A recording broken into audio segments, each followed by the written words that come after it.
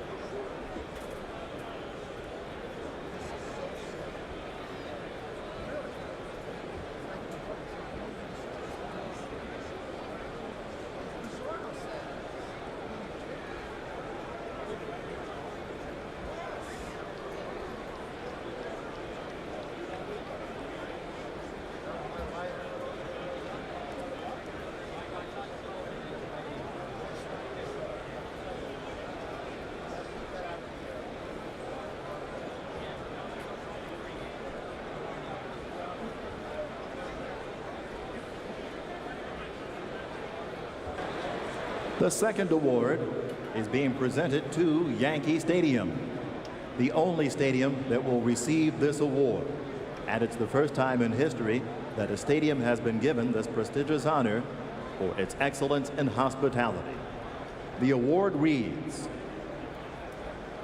Academy of Hospitality Sciences 2009 6-Star Diamond Award, presented to Yankee Stadium, home of the greatest sports franchise and the most devoted fans worldwide, where legends are made and tradition continues.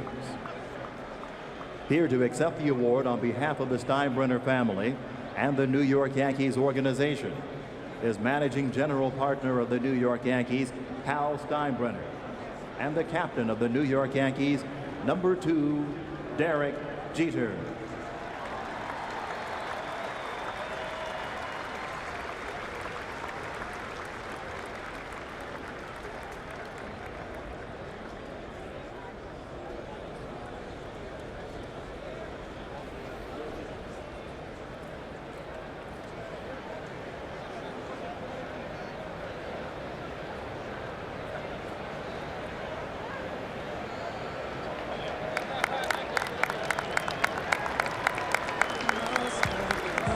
mountain peak up high, here we made it. I'm the world's greatest, and I'm that little bit of hope. When my back's against the ropes, I can feel it. I'm the world's greatest.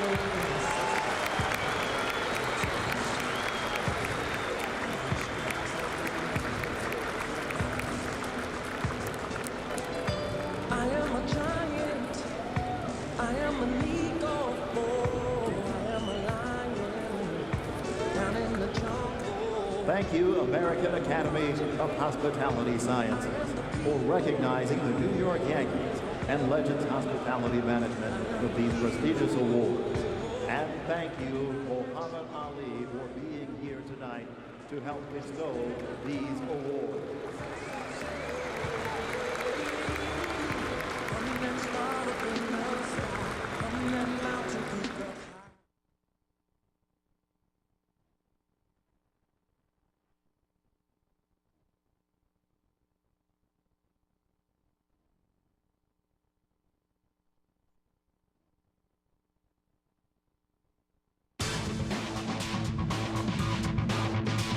It's time for Yankees baseball on My Nine.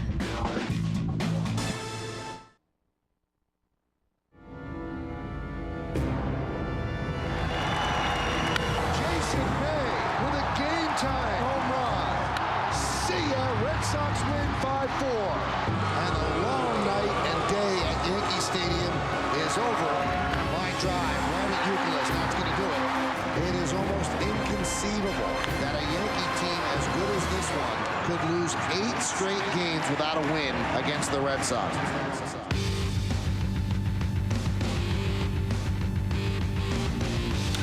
Line drive, and that'll do it. This one is gone. A home run for Alex Rodriguez. Nick Swisher on the run, and he makes the play. And it is in time. A sparkling defensive play. And the Yankees have won their 8th in a row. And let's do it here at the stadium. Yankees and the Red Sox.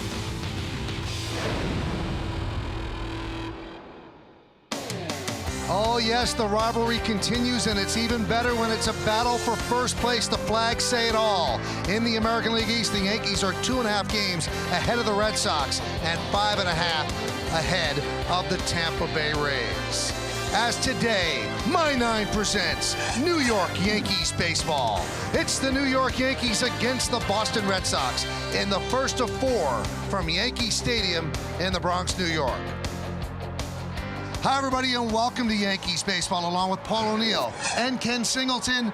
I'm Michael Kay. If you like baseball, you're looking forward to this weekend. The red-hot Yankees against the second-place Red Sox. It goes back a long way. Now, obviously, any game is going to be big in this matchup, but when you look at the pitching matchup tonight, it gets you a little bit excited. Tonight's pitching matchup brought to you by Dunkin' Donuts. America runs on Dunkin'. John Smoltz, 2-4, 7.12, veteran right-hander against a young right-hander for the Yankees, Java Chamberlain, 7-2 with a 3.58. And Paul, to be honest, Java Chamberlain might be one of the best pitchers in baseball since the All-Star break. Well, I mean, what a better way to start if you're a Yankee fan, to throw out probably your hottest starter. I mean, you look back at Tampa Bay, and it brings back days when he came out of the bullpen. Overpowering fastball, good strikeout curveball, sliders away.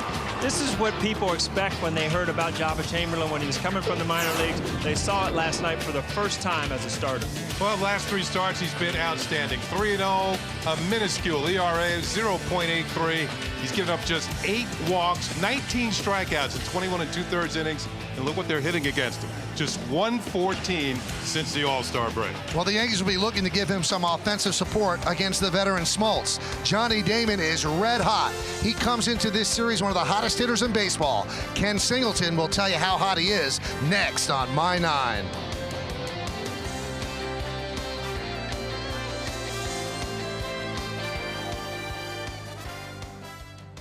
Yankee Stadium. This is WCBS 880 meteorologist Craig Allen with your forecast for this evening's big game.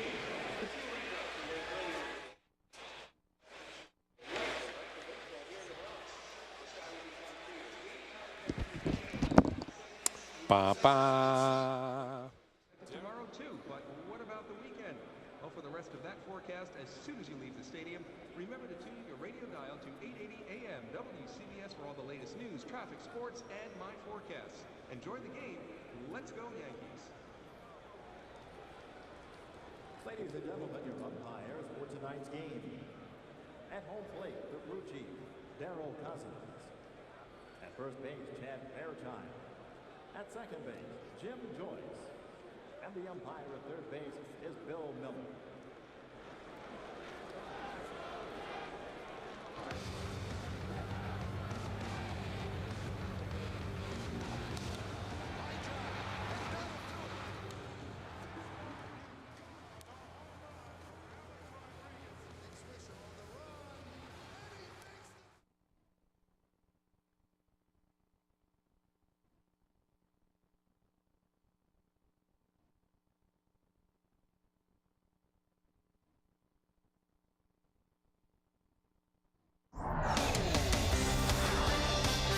Well, it is the first big series in the new ballpark here in the Bronx. Across the street, they were used to it. Here, it's all fresh and new as the crowd files in to the edifice here on 161st Street and River Avenue. Hi, everybody, and welcome back to Yankees Baseball on My 9. That's Ken Singleton. I'm Michael Kay. Paul O'Neill will rejoin us in just a moment. Now, the Yankees have the hot player coming into this series. That's Johnny Damon. Right now, off his last 5 games, he might be one of the hottest hitters in baseball, Kenny. 5-game hitting streak for Johnny Damon, and also he was red hot in Toronto.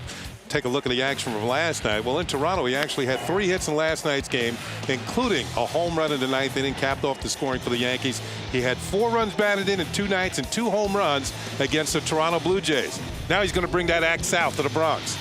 Last 5 games, Kenny, 455, 2 homers, 6 runs batted in. He scored 4 runs, and he's had 4 multi-hit games in those 5 games. So a good time for him to get hot as the Red Sox are coming into town. Yankee Stadium is the place, and the stars will be out tonight. The biggest stars in baseball wear pinstripes or the road grays for the Red Sox. Lineups, first pitch, baseball next on My 9.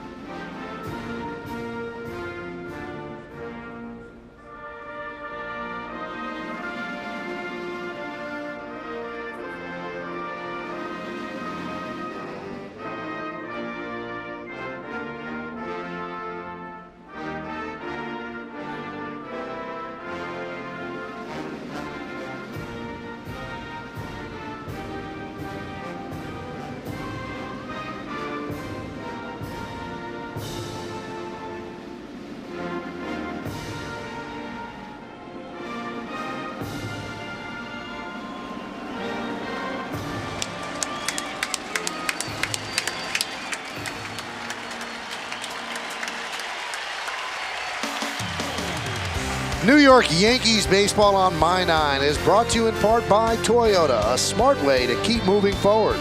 Men's Warehouse, you're going to like the way you look. And by your Tri-State Ford dealers. Well, this is the official christening for a big game here at the new Yankee Stadium. Obviously, opening day was big, but that was about the ballpark. This is about the game.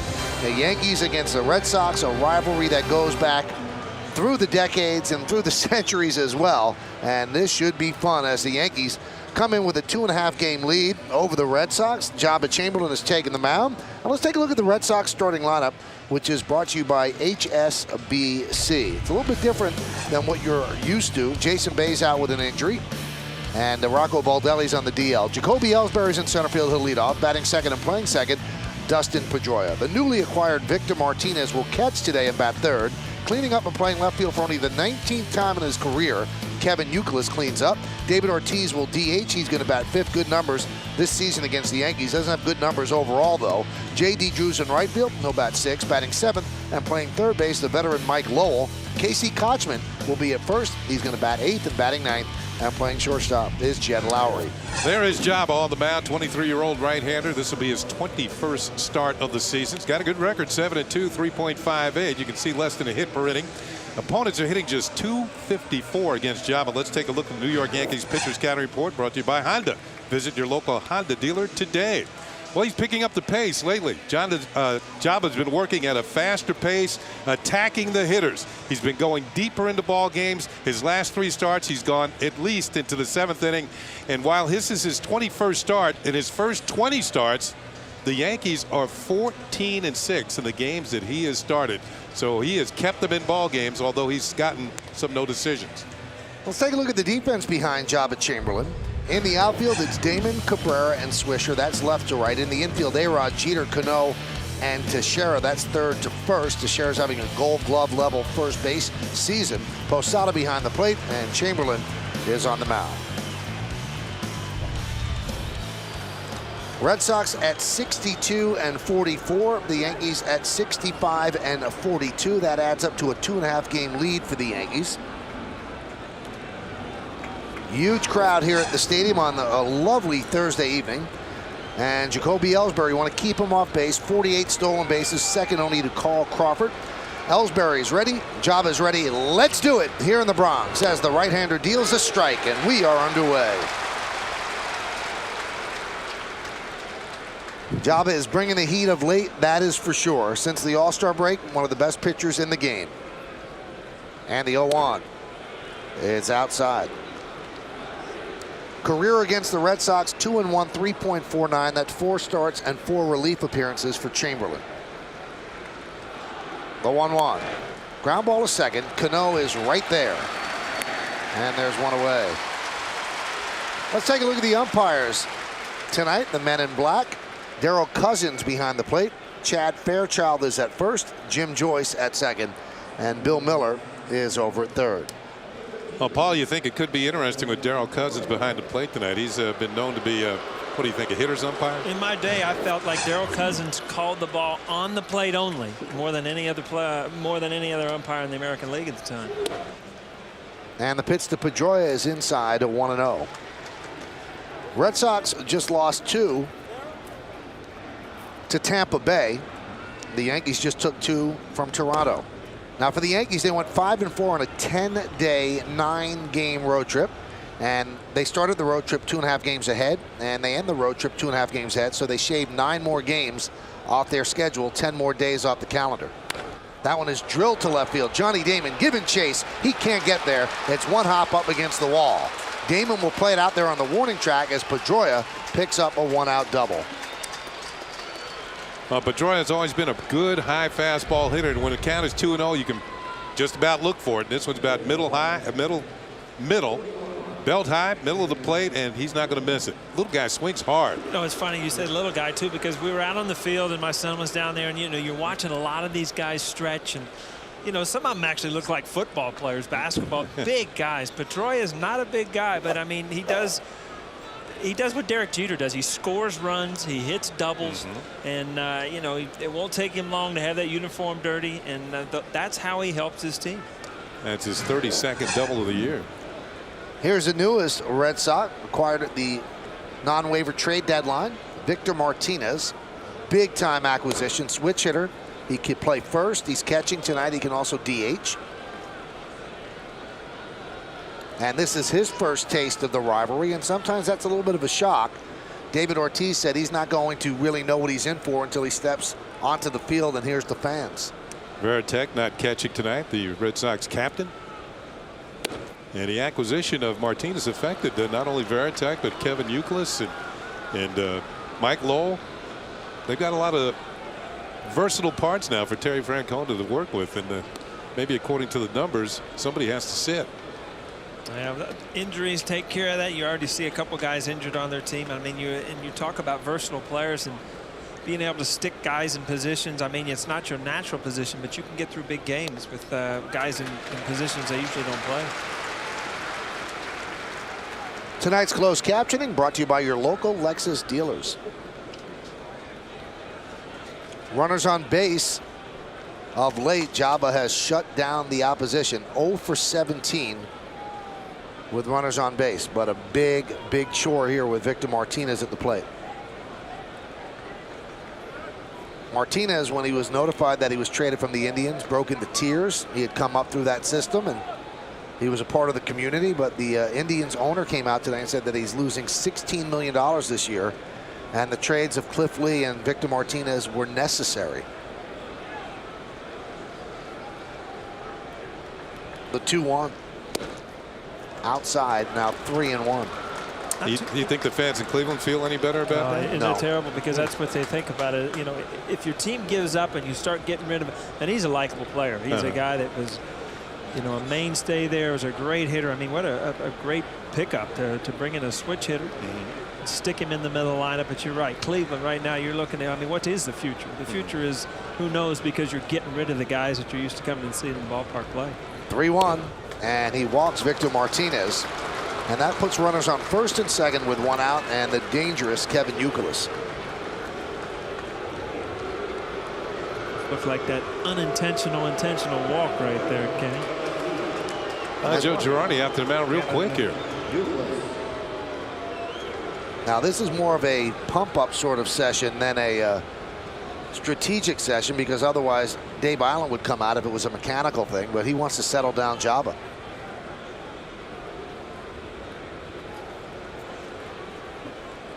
Now Youkilis, as we mentioned, is playing left field, and Terry Francona said, I'm doing that to get the most bats I can into the lineup. And he told Youkilis, listen, you make an error out there, you point the media to me. I'm the one putting you out there. Well, as we all know, left field here at Yankee Stadium is not the easiest to play, and there's a couple of reasons why. There's a strike, 93-mile-an-hour fastball. I was put in that same situation myself. I enjoyed playing right field here. Didn't have to cover that much ground, but left field, you feel like Robinson Crusoe out there. You're out there on an island all by yourself. I was going to say, at that camera angle, that's not a weird angle. It's just big out here. I mean, that area right there is the first thing you notice. I came up from Cincinnati being a right fielder, moved to play left field. That's the first thing you notice, is how much ground you need to cover out in left center field.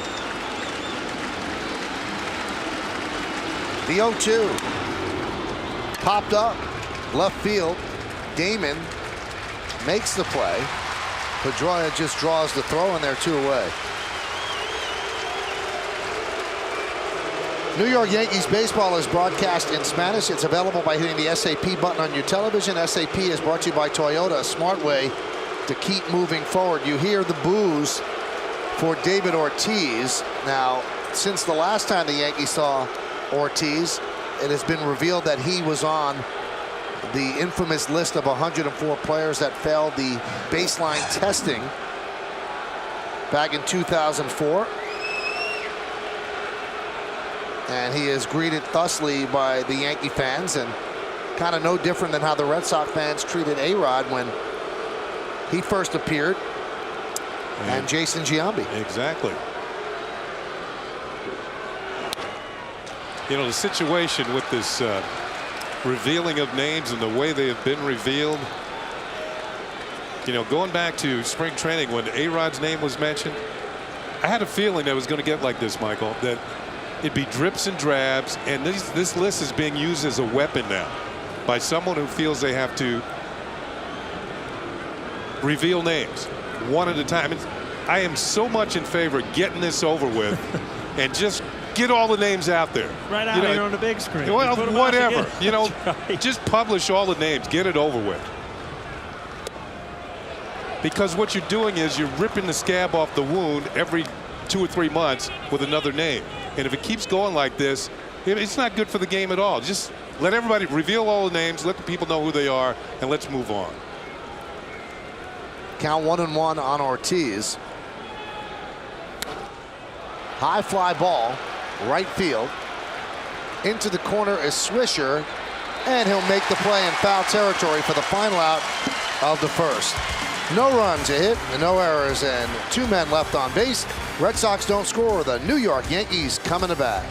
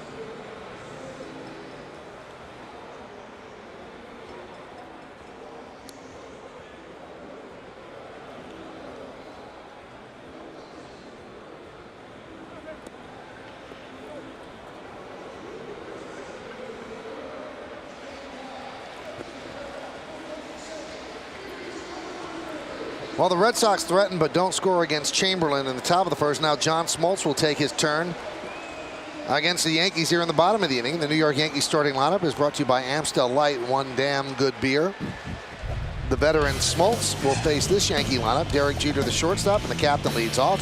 Batting second and playing left field, Johnny Damon. Mark Teixeira at first base is going to hit third. So far this season against the Red Sox, a .290 hitter. Alex Rodriguez, who missed 5 of the previous 8 games against the Red Sox, and in the 3 games he did play, was 1 for 10. He'll play third base and clean up. Then you've got Matsui at DH, Posada will catch, Cano at second, Swishers in right, Melky Cabrera bats ninth. He'll play center field. Well, you're looking at 42-year-old John Smoltz. His first year with the Boston Red Sox. He's made 7 starts thus far after coming back from shoulder surgery. You can see the numbers aren't very good. 50 hits in 36 2/3 innings, but he has good control. He hasn't walked anybody. Let's take a look at the Boston Red Sox pitcher scouting report brought to you by Dunkin' Donuts. America runs on Dunkin'. Phil Niekro and Warren Spahn. The only 2 other pitchers to pitch 20 years for one team before pitching for another one. And both of them, ironically, like Smoltz, pitch for the Atlanta Braves, pitch for the Braves first. Left-handed batters are wearing them out. They're hitting .403. And so, Paul, you like this one, Paul. Tiger Woods says that eventually Smoltz will be good enough to play on the senior tour if he wants to. That's golf. I've played with him a couple times, and he's on his way. Good, solid player. One of those guys that kind of grew up with it, became really good at it. Better than you, Paul? Way better. Really? You had to bring that up, though. Well, I'm just wondering. You're a great athlete. Why aren't you really great at golf? It doesn't correlate to golf for some reason. I haven't figured that out. Now you saw at the end of the inning, after Ortiz flew out, he had a long conversation with Darryl Cousins, and we'll tell you what we think that conversation was about. Driven out to right field and out of play. And I think this is when he made him. Let's see. He made him get back in the box and hustle it back up. Well, they were talking about something, but he did give him time.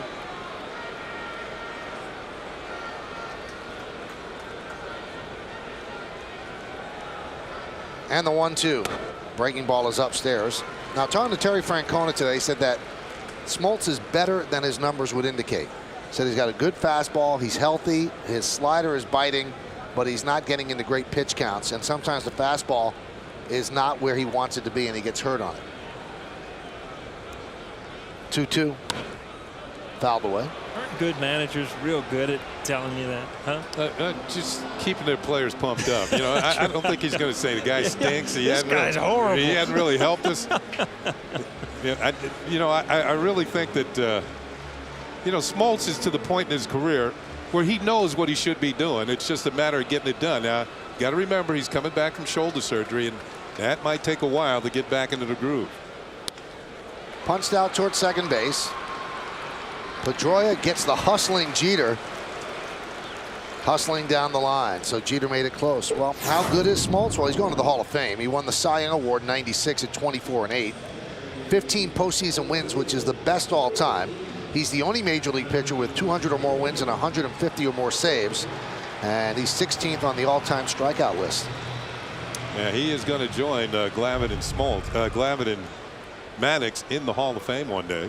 Those are the big 3 in Atlanta for years.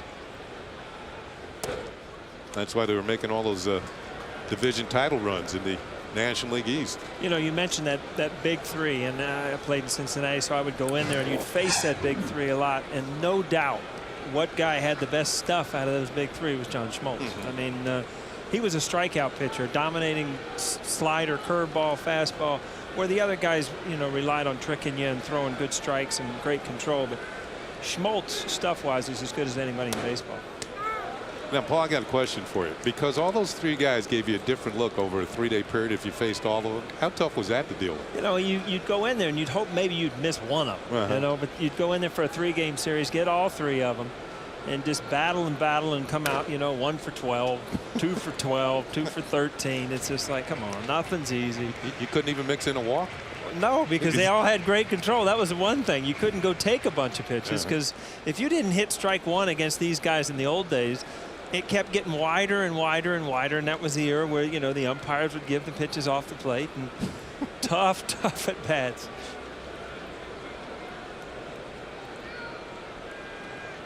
And the 1-2.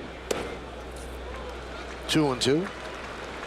You know, to me, I remember his, strikeout pitch. There's that hard slider in on lefties, and if lefties are wearing him out, he must not have the breaking ball that he's accustomed to having in the past. There is a splitter.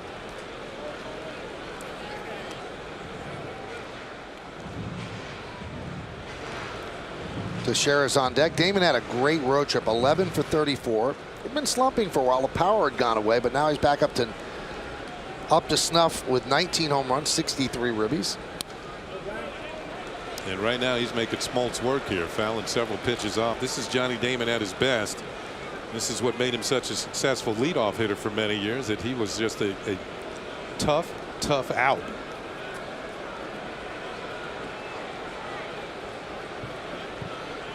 The 2-2. And the count 3-2. Now having Victor Martinez behind the plate could jumpstart the Yankees on the bases. They run well anyway. He's not great at throwing out base runners, so they're sacrificing that. He's had elbow surgery. He has never been the same hitter power-wise since the surgery. He doesn't throw very well, and his future's probably at first base. The 3-2. Swing and a miss. Got him on that slider diving down and in. So Damon down on strikes for the second out. Let's take a look at the Red Sox defense in this game. You've got Youkilis in left field for the first time since '06, and he's only played 18 games out there. Ellsbury in center and J.D. Drew in right. Infield, Lowell, Lowry, Pedroia, Kochman, who's outstanding defensively. He's at first. Martinez behind the plate, and Smoltz is on the mound. There is Youkilis out in left field, and there's nobody out there to help you, believe me. There's a long gap between he and Ellsbury in center. You can have a marching band go through there. And that's what you feel like you out there on an island. It's good to know you have a fast center fielder that's going to take a lot of those plays for you. That does help. For me, it was Al Bunbury. I made a good living for years saying you got it out. Let's take a look at his last delivery, and Smoltz. Is there something wrong with the right-hander? Looked like he was rotating his left shoulder.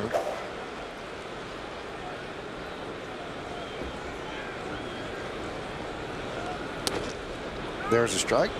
He's got good velocities at 92, 93. Now, when he was in his salad days, he was 95, 96. He was just dominating. Is it salad or steak and potato day? It was good food. I was just trying to. I've never heard that. When he was in his salad days. Salad days. That means like when you're going great. The salad days they're called. I've heard of that before, Paul. Yeah. But I'm. See, Michael's been off a few days, man. He's bringing out the good stuff tonight. The salad days. Huh? And the 3-1. Tried him with another slider, and Teixeira held up twice. So Mark will walk with 2 outs, and that's going to bring up Alex Rodriguez. There's John Farrell, the pitching coach of the Boston Red Sox, keeping some notations there. Now Alex Rodriguez is in the middle of a streak that is unmatched for him in his professional, other time, 62 at-bats without a home run. He had gone 62 at-bats without a home run for the Mariners in September of '96. That's when he was just a baby. So he's been hot lately. He's getting his base hits, but he is not driving the ball out of the park. He's been stuck at 19 for a while. Breaking ball is a strike. Right now you can see Smoltz is a lot of breaking balls. He struck out Johnny Damon on a 3-2 breaking ball that kind of dipped out of the zone. He walked Teixeira on a breaking ball, and he starts Alex Rodriguez off with a hook. And the 0-1. Another breaking ball, another strike. Kind of a hanging breaking ball here. Can you see that ball? It was the speed that fooled Alex there. Wasn't a big break, but that ball stayed out of the hitting zone for a long time. That would have been right down O'Neill Boulevard. Hanging sliders. Yeah. A lot of people like that pitch, right? And the 0-2. Foul back. This time he goes with the fastball, and A-Rod makes a good pass at it. If he'd hit this well, it was going to right center off the top of the mask of Victor Martinez. That's a protection mode when you still have those last two breaking balls in your mind, and you pick up the fastball late, and you're just a little bit late on it.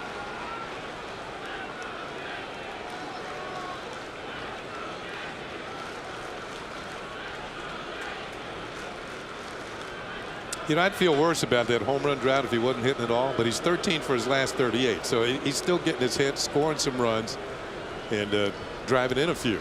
He just hasn't hit a long ball lately.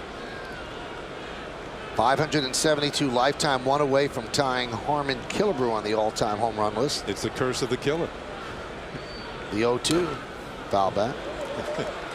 Now he has had longer droughts than 62, but they spanned seasons. He had 102 at bats from 94 to 95, and then 77 at bats from 97 to 98. But for one season, 62 is the longest, so he'd like to break that right here. Give the Yankees a 2-0 lead.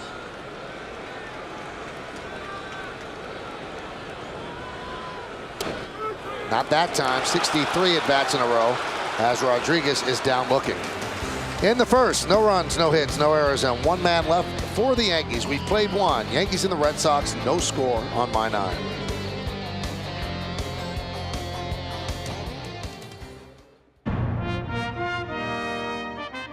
After 86 years at the same address, greatness has a new home. Join the Yankees as they celebrate the inaugural season of Yankee Stadium on Friday, August 28th, when the Yankees play the White Sox. It's inaugural season jersey koozie night, and the first 18,000 fans 21 and older will receive an inaugural season jersey koozie courtesy of Bud Light. Yankee Stadium, the inaugural season.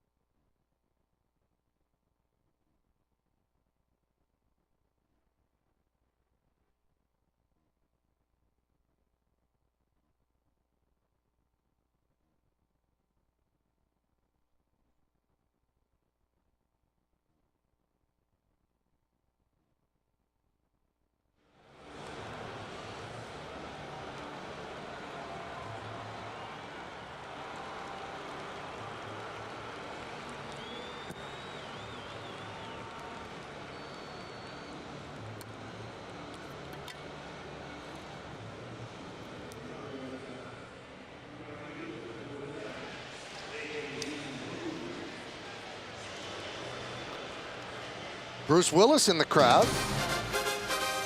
Fans, you're watching the greatest rivalry in sports, and you can catch Game 3 Saturday on our sister station, Fox 5. It all starts at 4 p.m. as the Bombers continue to battle the Red Sox for all the bragging rights in the American League East. Yankees and the Red Sox, Saturday starting at 4 on Fox 5. I heard he's a diehard baseball fan. fan. I see what you did. Yeah. It was funny because last time we remember Jack Nicholson was behind home plate, and you think, you wonder if he's as wild as he is in his parts in his movies, and then you look at Bruce Willis and is he a bad dude? 'Cause he's got some bad parts. I'll tell you what, the newspapers and the Time Warner Cable scoreboard, there's no scores who go to second, had Jack Nicholson in Brazil dancing on the dance floor at 73 years old with like 3 or 4 That's girls. What we're talking. That's the stories you want to hear, right? That's a bad man. Paul Simon. The Stars are out tonight. Big game. The 1-1 upstairs.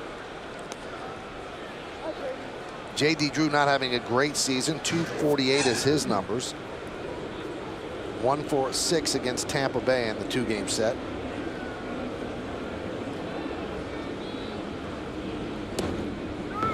The thing about Drew, though, is that he's going to run deep counts. Has a pretty good on-base percentage, 365, you saw it, so he draws his share of walks. Driven out to left center field. Giving chase is Johnny Damon. On the run, he's not going to get there. And Melky will have to play it off the wall. So a double for J.D. Drew the other way. Kenny, you talked about it, being able to hit in deep counts where you see pitches. You know, he's seen the fastball, he's seen the curveball. You get a fastball up in the zone, not afraid to have 2 strikes. Productive hitter, and that's why, you know, veteran teams end up winning, you know, a lot of games because they wear down pitchers. They see too many pitches because they're not afraid to hit in 2 strike counts. Drew had been 0 for 13 against Jabba before that double. Here's Mike Lowell.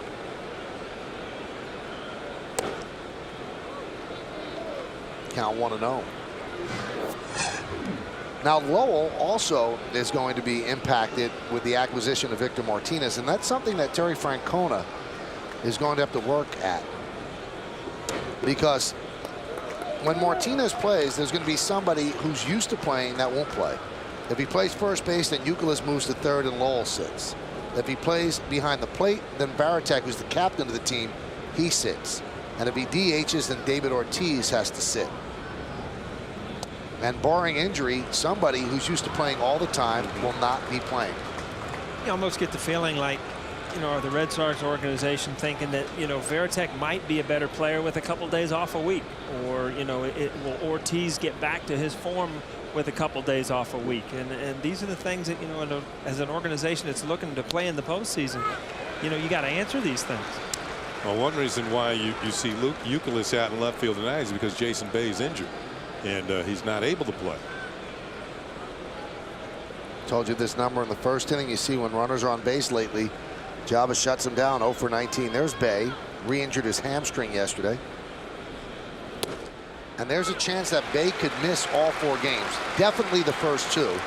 And Terry Francona said it's not a DL situation, but he could actually miss 6. So we'll see how that goes. And Bay has really hurt the Yankees this year and even last year. Full count on Lowell. Chamberlain deals. Breaking ball and a little bit low as Lowell works the walk.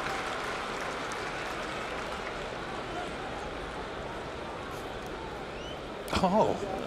Your buddy, Kenny. Eddie Murray here. Oh, Eddie Murray. Hall of Famer Eddie Murray. I told you he was here, Ken. Hold on. His buddy Joel, who's on this side of him over here, called and told me that Kenny's going to be really excited. It's like one of his mentors is coming. What do you mean? Eddie's younger than I am. That's all right. He's still a mentor. He's pretty darn good now. Yeah, he was good protection in the lineup, I'll tell you that. Here's Casey Kochman. They got him at the trade deadline from the Braves, and now Posada wants to talk with Chamberlain. All kidding aside, I mean, Eddie Murray's a Hall of Famer. That kind of speaks for itself, but certainly the best clutch hitter I ever played with. And he, when you needed a hit from the 7th inning on, that was the man we wanted at the plate. Switch hitter with power, one of 4 players with 500 home runs and 3,000 hits. And for his career, over 1,900 runs batted in.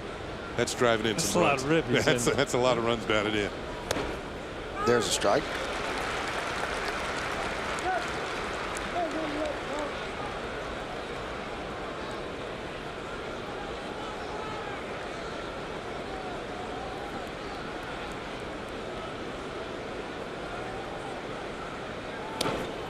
You know, when Eddie first came up, you talk about the power of celebrities, and we got a few here tonight. He was sort of like a rookie breaking in his first 2 or 3 years, and he got a lot of mail to Eddie Murphy. But eventually the fans figured out it was Eddie Murray. And the 1-2. Fouled away.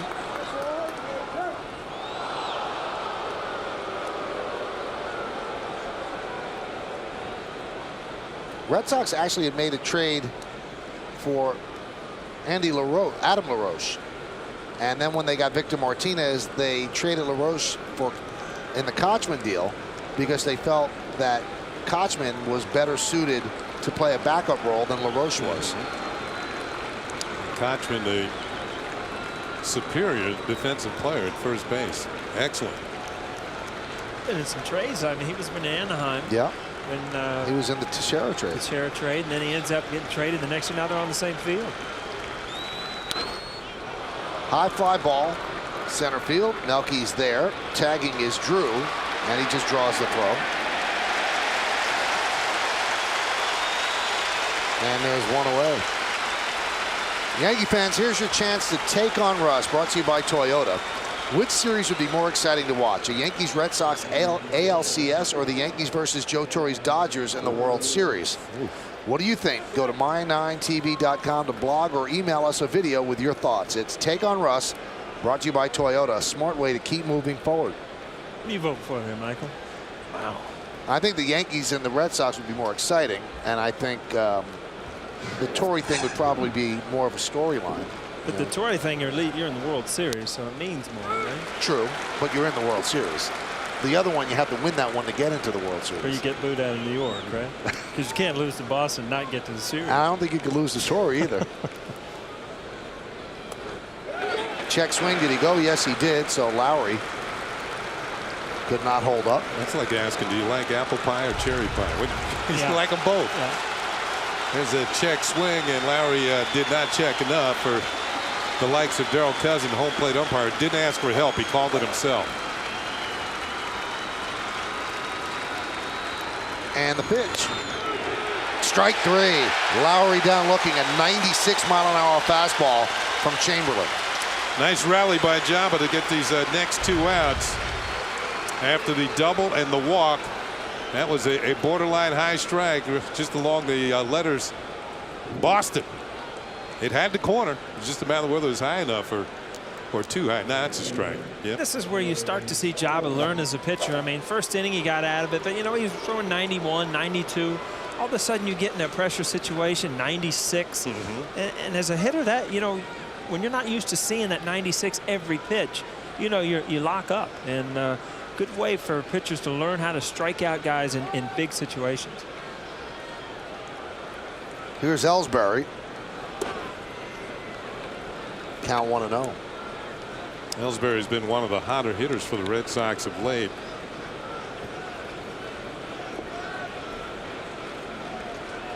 This will be Jabba's 38th pitch of the night. Count 2-0.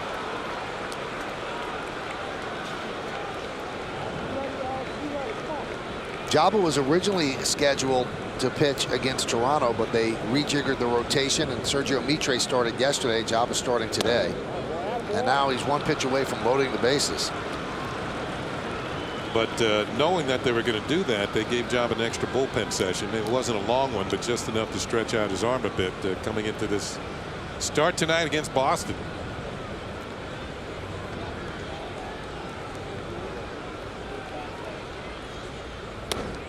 Now Jabba is 5-2 with a 2.66 ERA and 14 starts, with more than the standard 4 days rest.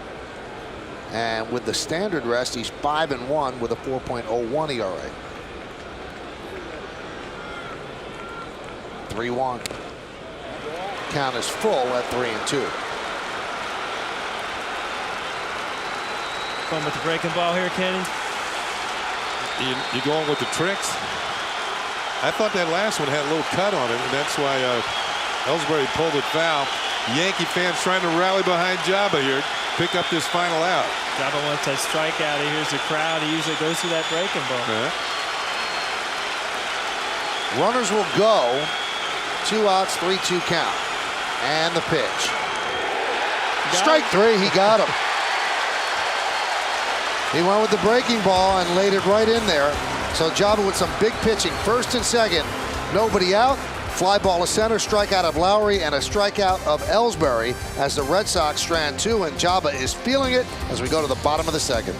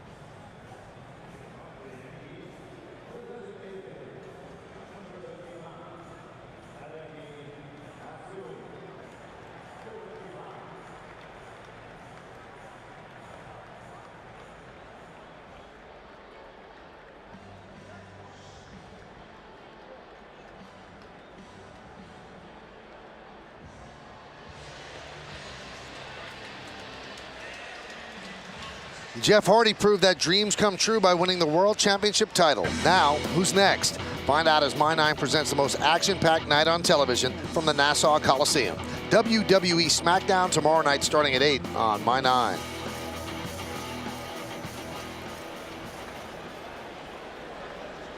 So now opponents 0 for 22, their last 22 with runners on base against Chamberlain.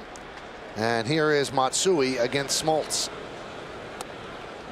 Now, the Red Sox last night on the Time Warner Cable, it's no score right here in the bottom of the second. They were 0 for 11 with runners in scoring position against Tampa Bay.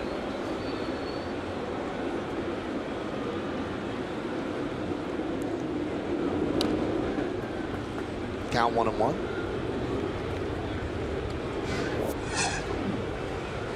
Good numbers against Boston for Matsui. Matsui's turned into a pretty good pinch hitter as well after that 9-game stretch in interleague play where all he did was pinch hit. He picked up a pinch hit RBI single yesterday. Little blooper to left field. Grounded first base. Kochman's there, and he flips the Smoltz. And there's one away. Tonight's Smile of the Game is brought to you by new McCafe coffees made with fresh ground espresso, now at McDonald's. He doesn't know what he's clapping for. He just heard everybody else clapping. He figured he'd join in. Huh? Got his little Yankee shirt on, starting him early.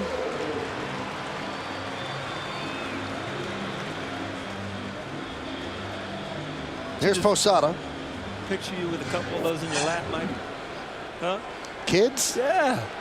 I could picture it. I'm not talking about Christmas time with a white beard on either now. I mean, they're yours, yeah. It's a frightening thought, but it could happen.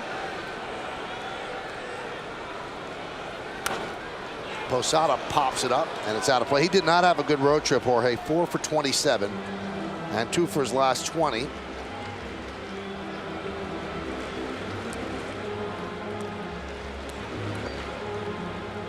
He has really held up, if you think about it, though. He had major shoulder surgery during the offseason. Vowed that he would be there for the opener, and he was, and really no setbacks.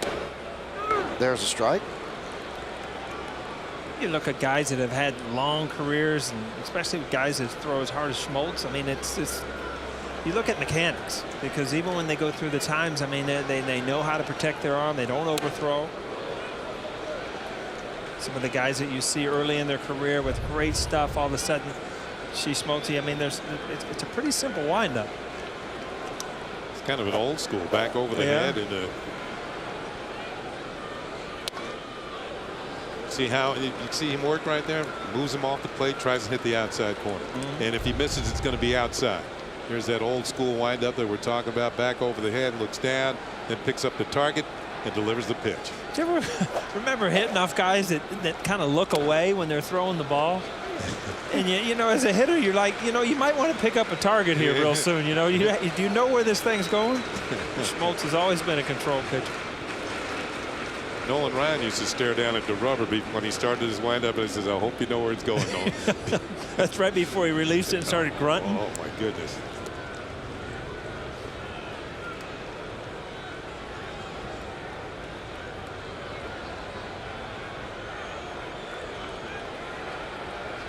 And the 3-2 to Posada. He serves that one in the left field for base hit. Looked like Andy Roddick there. Andy Roddick back out after his Wimbledon injury. You know, I was talking to Jorge last night after the plane had landed, and everybody was getting their luggage, and I told him, you're this close. You're not that far away. I know you'd struggle on the road trip, and he kind of agreed with me. And this is the type of hit that gets you going. You know that's true, Paul. 3-2 pitch, little service, drop it in front of the left fielder. Youkilis comes up with it. It's a base hit, and that's the kind of thing that puts a little smile on your face again.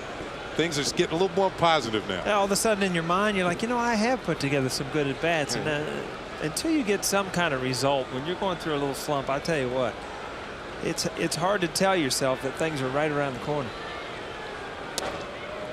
I mean, it's hard to feel positive at 2 o'clock in the morning, but that's usually when all those at-bats start going through your head, too. Both of these teams a little fatigued. Yankees got in at 2. The Red Sox got in at 4 from St. Pete. But usually the fatigue doesn't kick in until the next day, which is Beckett against Burnett.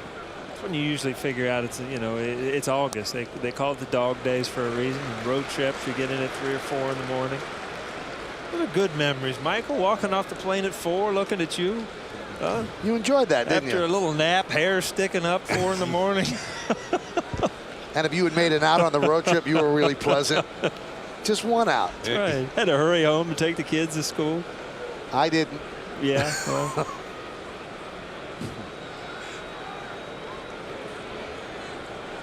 The 2-0. There's a strike. 2-1. Oh, he really relies on breaking balls now. Oh, yeah. He's smart enough to know as a veteran pitcher that if you're having that much trouble getting left-handers out, you're going to have to change something. And if it's a breaking ball or whatever it is, you're going to have to try to get out lefties in a different way than you have so far this year.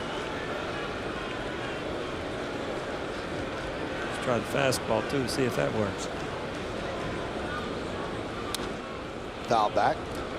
I was talking with Kevin Long, the hitting coach, about Robinson Cano and his ability as a hitter. Now he's hitting 300. He's hitting 300 against lefties and 300 against righties. But something that works both for him and against him is his aggressiveness at the plate, how aggressive he is. And because he can put anything in play. So sometimes he'll chase a ball out of the strike zone and put it in play weakly. And then sometimes he'll get a pitch out of the strike zone and hit a rocket somewhere.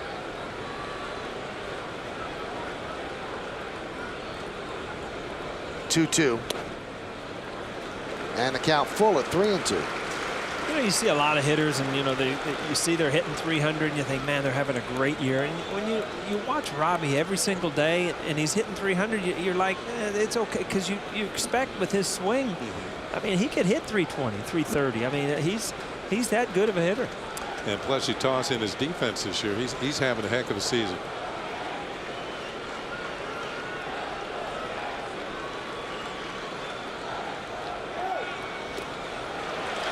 And a walk. So first and second with 1 out, and that'll bring up Swisher. Swisher had a very good road trip, 9 for 27. Connected on some big home runs. And a big spot for him right here. Last 7 games, 4 home runs and 5 ribbies.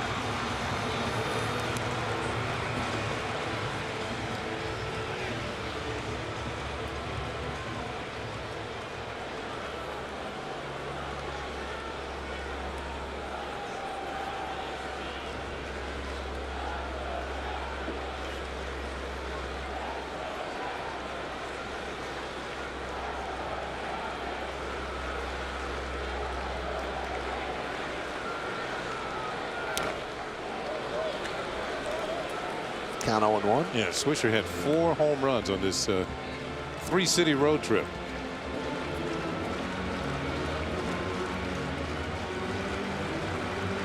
Watching a lot of Schmaltz and Martinez going back and forth, and seeing a lot of the pitches called. And again, you remember Martinez just coming over. First time that you throw to a catcher, it's a different thing. So this is kind of a work in progress also. Line drive. There's a base hit to right center field. Posada rounds third. He's coming home. Here's the throw. He is out. Why he didn't slide is beyond me. But the Red Sox, with a relay throw from the outfield, they get Posada for the second out. And I'll tell you, Kenny, every once in a while as a runner, you just freeze. And Joe Girardi's saying the same things we are. What happened here? Ball's hit right on the nose. Swisher, not a great throw. Pedroia has to cut it off. I think Georgie thinks it was an easy play standing up. Martinez might have even tricked him a little bit, looking like he wasn't even going to receive a throw. And he kind of took the plate away from him. You get caught within your steps, and next thing you know, you're walking to the dugout. I think he certainly had a better chance if he had taken the ground route and tried to get underneath the tag. Now we're watching. You should watch the on-deck hitter, and that's Melky Cabrera, whether he gives him any indication whether he should slide or not. Here comes Posada. The throw, I don't know if Ellsbury was even thinking on plate. You know what happened there? You see Georgie look back. I think he saw Pedroia cut that ball off. And seldom do you ever see a second baseman cut off a ball from the outfield and make a play to the plate. I think he assumed that Pedroia wasn't going home. But again, Melky was in the right position. You don't know if he told him to get down. But I guarantee when Georgie looked back, he sees the second baseman right there. Okay, I'm going to score. Kind of jogs it in. Because he didn't even make it to the cutoff man where. Wow. That's exactly what happened. But still, if he had decided to get down, he would have made it. Let's watch Melky. Well, Melky's telling him to get down there. That's not really emphatic. You see this right? The guys back there couldn't believe it either. They had a good angle in the bleachers. Hot shot right at Pedroia, and that'll do it. So the Yankees waste an opportunity, but bad base running by Jorge Posada. No runs, 2 hits, no errors, and 2 men left on base. Pedroia cut the ball off and then fired to Martinez, and he tagged out Posada inexplicably standing up.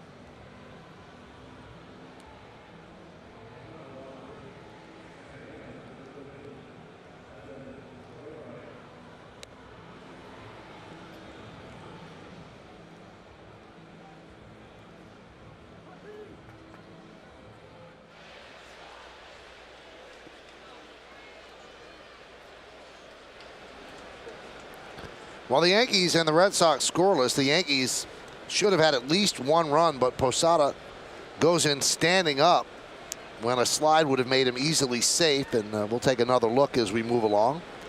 And here's Dustin Pedroia, the one who cut the ball off and made the strong throw home. And that one's fouled away. You don't see this play out very often. And what happens is a runner, I mean, you read the hit, you're going around, but I mean, here's your cutoff man. The cutoff man is right here. So you pick up. He didn't even get it there. You assume he's just going to second base to hold the runner. And Georgie gave up on it halfway in. That's exactly what happened. You got to give Pedroia a little heads up there for a little credit for making a heads up play and throwing the ball home. Just maybe on a whim, just to take a chance.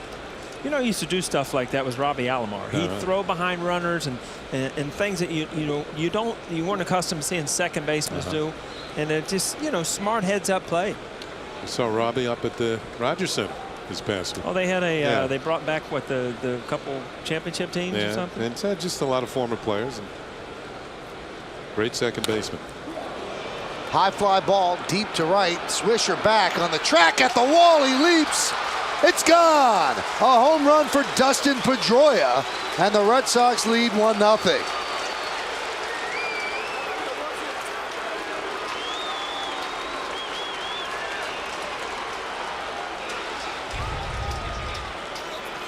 Well, kids at home, this is why a lot of people love to play baseball. You don't have to be the biggest, the strongest, but look at some of the things that Dustin Pedroia has done for this team today. Defensively, offensively. Does a lot of things. He's got a double and a home run tonight. He's now hit in 6 straight games and has scored 80 runs this year.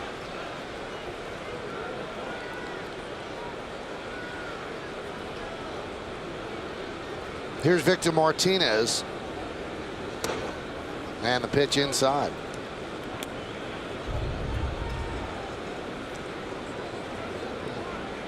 Just cleared the wall over the leaping try of Nick Swisher. Oh, we've seen a few of those this year.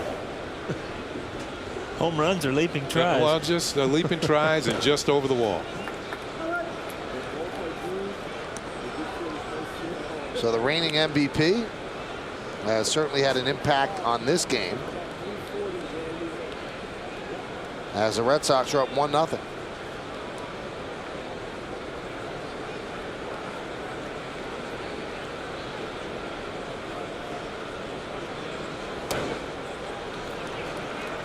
You know, you think about that. Going into last year, would have anybody in America voted Pedroia as being the MVP of the American League with all the big, strong home run hitter all-stars?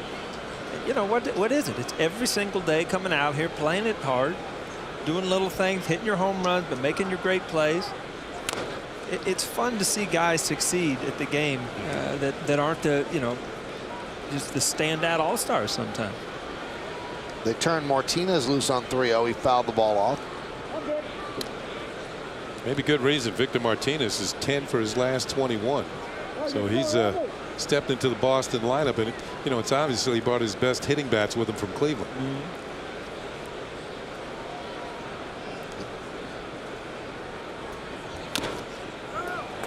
Count 3-2. You know, when you trade for a guy, but then when you trade for such a balanced hitter, I mean, it helps your offense so much. You can stick him right in the middle of the lineup. I mean, there were years where the Yankees would carry a lefty just to worry about one, you know, Ortiz. Now you've got another right-handed hitter. You know, it makes their lineup so much stronger by throwing Victor Martinez, a switch hitter, in the middle of it. Yeah, he's a 3-time All-Star too. 3-2, and he walked it.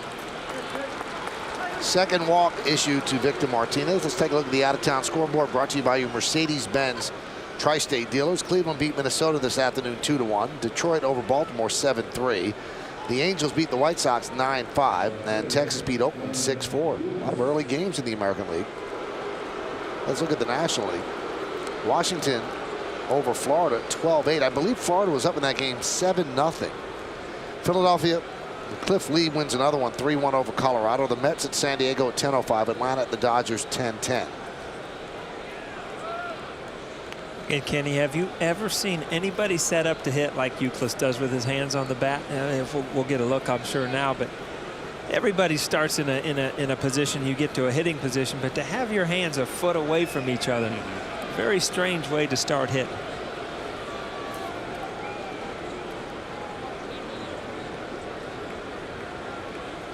Kind of hard to turn on a pitch right there, isn't it? Huh? Pitch inside. That's something you have to be practicing since Little League, though. You can't pick that up overnight. Every once in a while, you'll do that off a tee or something, if you want to think about hitting with your top hand or something like, you know, staying on top of the ball, whatever. But he's taking it all the way from the tee box over to the, you know, to the on-deck circle to the plate. Drilled deep to left field, but foul. You wonder how many little kids in Boston he's influenced to hit like that. Here it is. He's going to get it. He's going to get ready, though. Ready enough to pull this ball foul. He whistled it too.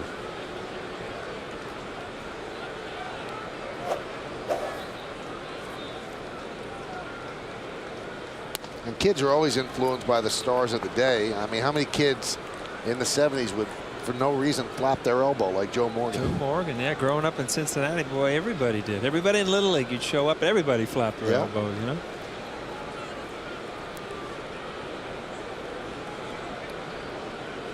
The 2-1. Breaking ball is a strike. Jabba very quietly is building up a high pitch count here. He's at 55 with nobody out in the third. I was going to say, Michael, his last 3 starts, he's gone at least 6 2/3. And once he went 8 innings.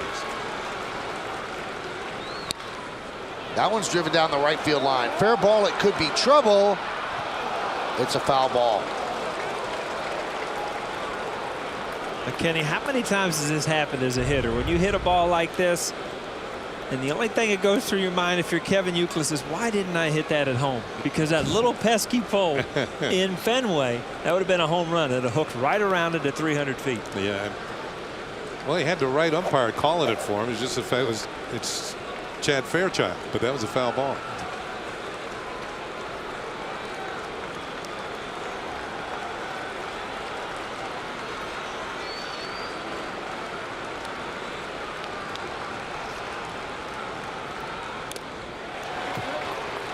Kenny mentioned that job has been given the Yankees length. He's averaged 14.2 pitches per inning over his last 3 starts. That's not the case tonight. We're in the 3rd inning. Nobody out. 57 pitches so far. And if you watched yesterday's ball game, the Yankees don't have a fully loaded bullpen. Cebes pitched a long time. Hughes pitched for the 2nd straight night. They did manage to get by without Mariano Rivera.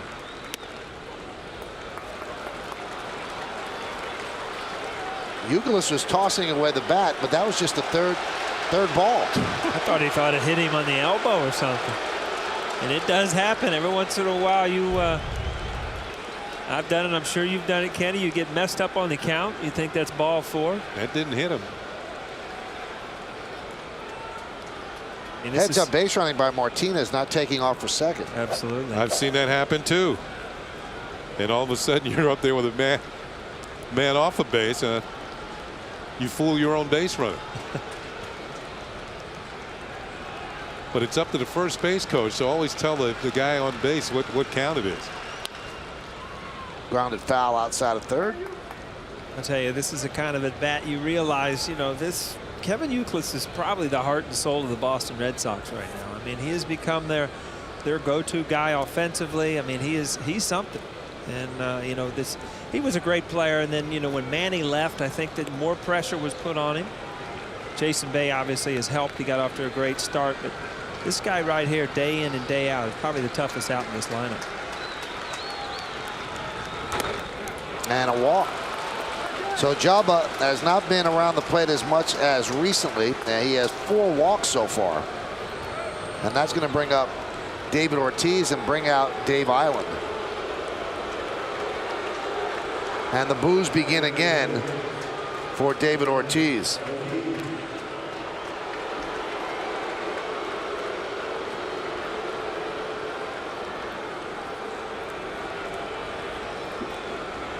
This copyrighted telecast presented by authority of the New York Yankees. It may not be reproduced or retransmitted in any form, and the accounts and descriptions of this game may not be disseminated without the express written consent of the aforementioned New York Yankees.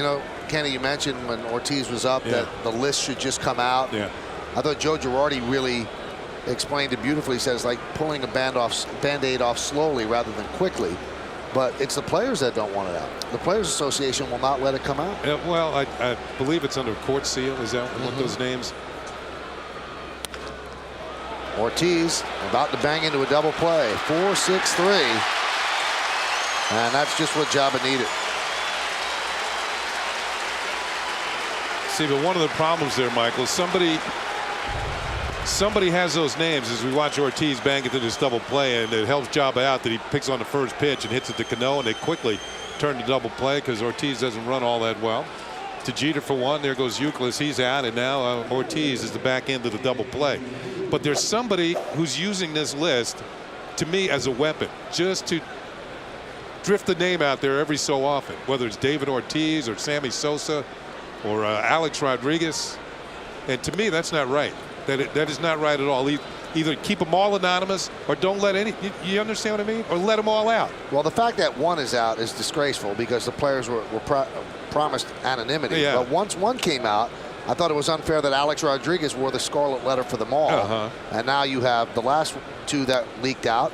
The New York Times actually broke that story. David Ortiz and Manny Ramirez, and it just keeps ruining baseball. That's my point. Why ruin it slowly over and over and over again, as opposed to just get it all out of there? Let's go. Get beyond this. The 1-1. High fly ball center field. All things considered, Java escapes relatively unscathed, but he did give up the home run to Dustin Pedroia leading off. Pedroia went the other way. A high fly ball to right field that just cleared the wall, just cleared the glove of Nick Swisher, and just gave the Red Sox a 1-0 lead.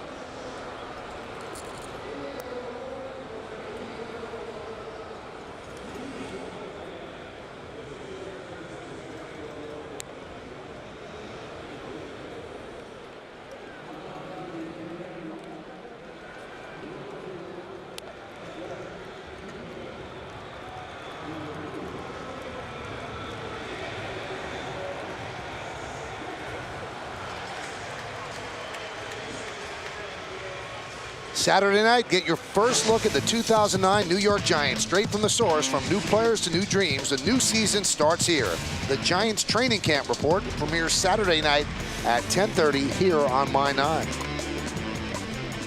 Eli Manning is poised to sign a contract that will make him the highest paid player in the history of the NFL. It's all about when you play the game, Mike. All about timing.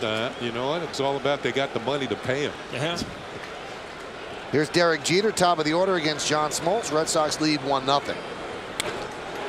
Breaking ball is crushed to center field. Ellsbury back, still back, track, and he'll make the play as he crashes into the wall. And he is shaken up. You know, when you leave your feet, you kind of lose your balance when you hit the wall. And you'll see he slid into this. And this is just from playing at a ballpark that you're not really accustomed to. See Ellsbury get back, but he gets off his feet here. Oof. Nothing to really, you know, brace yourself. And he is covers a lot of ground in center field. We told you second in the league in stolen bases, but he got a good jump on this one. I mean, the last couple of nights you saw Vernon Wells take one away from Johnny Damon up against the wall last night, and tonight it's going to be Jacoby Ellsbury into the center field wall here in Yankee Stadium. That had to shake him up. He really hit that wall hard. I just think back to the days when the walls weren't padded. For all you youngsters, Google the name Pete Reiser of the Brooklyn Dodgers. He was supposed to be a Hall of Fame type player, but he just kept running into brick walls. As soon as you kids Google it, write it to me, because I don't know the story either. Reiser, and he was a phenomenally talented player for the Dodgers, but he kept running into brick walls and concussions, knocking himself out. Fractured skull one time, I think. Yeah. Lord. I figured you'd learn after once or twice, huh? He's a hard-nosed player back in the hard-nosed days. This is Ellsbury last Friday. I think that was Adam Jones who hit that ball. We won't know, but we see what happened on the other end. You know, it's amazing, Kenny, when I look at those plays, and I mean, they're athletic and everything, but they look so easy on TV, just like the ball's waiting there for you. When you're out there, it happens so quick. I mean, the ball doesn't stop and wait for you to get into a position to make a catch or get over the wall. Or smile while you're doing it. That one's driven deep to right field. Going back, Drew. Looking up. See ya. Johnny Damon ties the game with his 20th home run of the year. A solo shot. It's 1-1 here in the Bronx.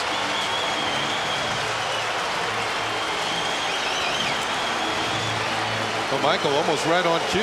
In our open, second part of the open, we talked about how hot Johnny Damon is. He's now hitting 6 straight games, and he's homered in 3 consecutive ball games. This was a line drive, almost to the exact same spot that Pedroia hit his. Who's ever sitting in this seat might have 2 baseballs. There's Mark Teixeira, and there's a strike. I'll tell you, every once in a while, Johnny Damon, and 20 times this year, he's turned that ball around. I mean, he'll break 3 at bats and 1 at bat, and then go shoot a line drive. This was an absolute 2-iron out of here. 2-iron. It's kind of firing up the crowd.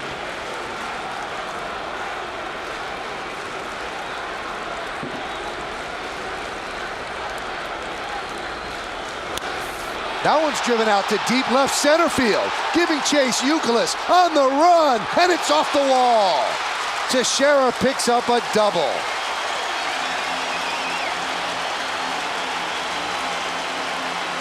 Well, Damon and Teixeira have gone back-to-back 5 times this year. And that ties the franchise record set by several other combinations. But this is out over the plate, and he just picked on the wrong part of the ballpark. This is a long way for a left-handed hitter to left center field here. Ellsbury's not going to get this one.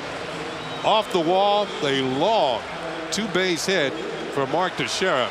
I thought for a minute there they had set a new Yankee record for back-to-back homers.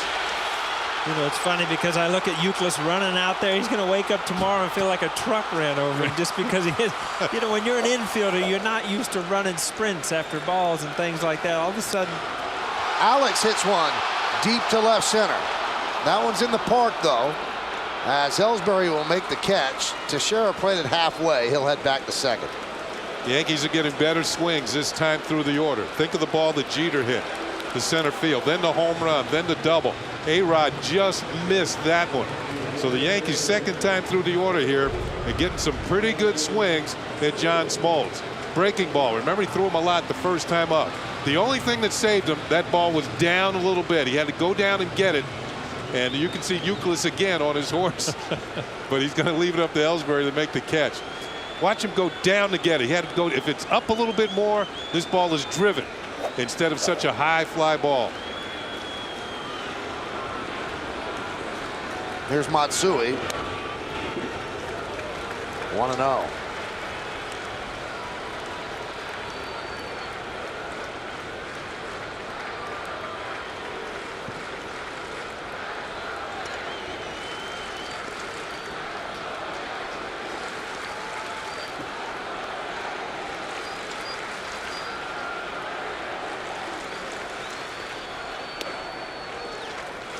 Breaking ball misses, and the count 2-0.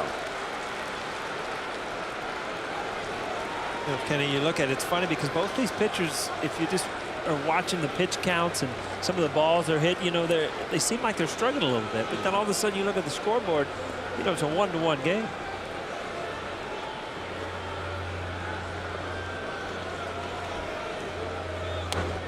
Breaking ball strike. You know, last night Matsui got a key pinch hit, a little blooper in the left field, and you know, I speculated, how do you say get down in Japanese? Because it was one of those little bloopers he wanted to fall in front of him.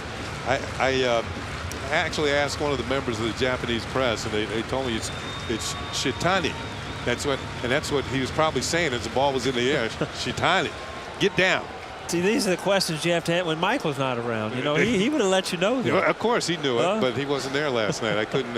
They use that phrase a lot in discos. Get down. Yeah, nice. That's what I heard. He had his A game out, huh? The 2-1. And the count 3-0. Oh, no. Oh, they called it a strike. Said he went around. That's Bill Miller. Well, I'll take another look. Wow. Oh, no. Didn't look like it. No, it didn't. Matsui's thinking get serious. I don't know how you say that in Japanese.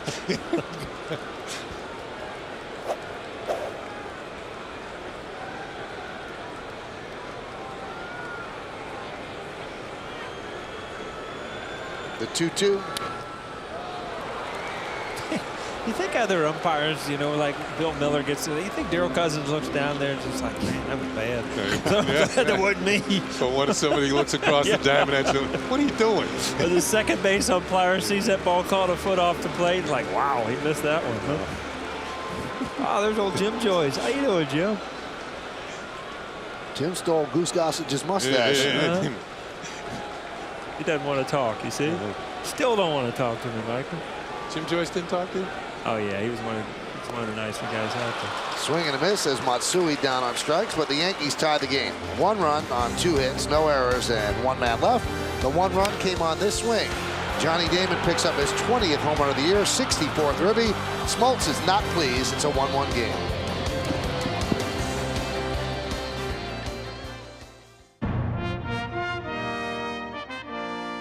After 86 years at the same address, greatness has a new home. Join the Yankees as they celebrate the inaugural season of Yankee Stadium on Saturday, August 29th, when the Yankees play the White Sox.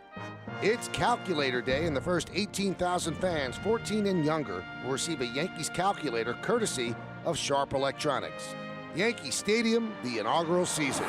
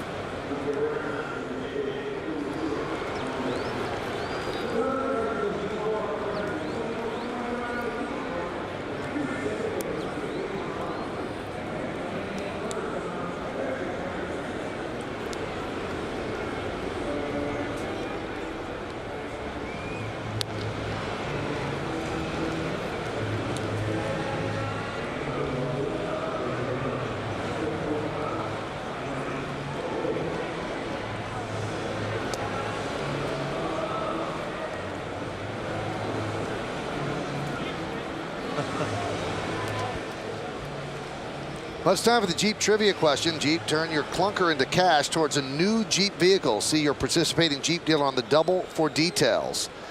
And the question, which players were involved in the last trade between the Yankees and the Red Sox? We'll find that out in the bottom of the 4th inning. Babe Ruth was sold, correct? Yes, he was. That wasn't the last deal, I don't know. No. From a Red Sox standpoint, it should have been. KFC scoreboard, it's 1-1. Top of the 4th inning. And it's brought to you by KFC. Life tastes better at KFC. Hot shot and grabbed there by Jeter. The jump pass to first. Not in time as Lowell beats it out. You know, it's so funny because I was watching that play, and Teixeira, he was waiting, and he wanted to jump and bring it down so quick because he knew it was going to be close. I've seen this many times before, but there wasn't.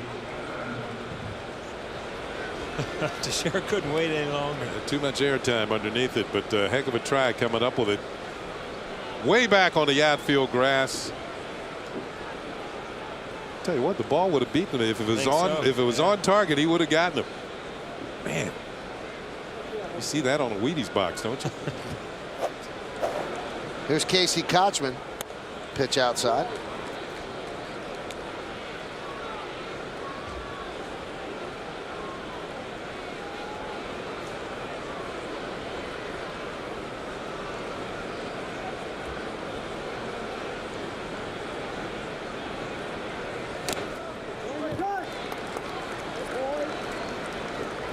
Count 1-1. See, Jeet always talks about his vertical. You see that? There's some airtime there. A little bit. Must be the shoes. He's got the Jordan shoes on, right?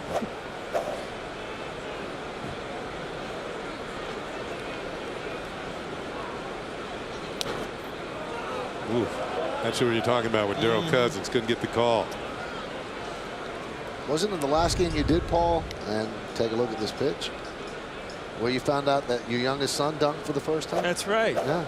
He I called during the game. During the game, I keep getting a call, and I look over. It's Aaron. Aaron, I take off my head. Aaron, I can't talk now during the game. So this is more important. Yeah.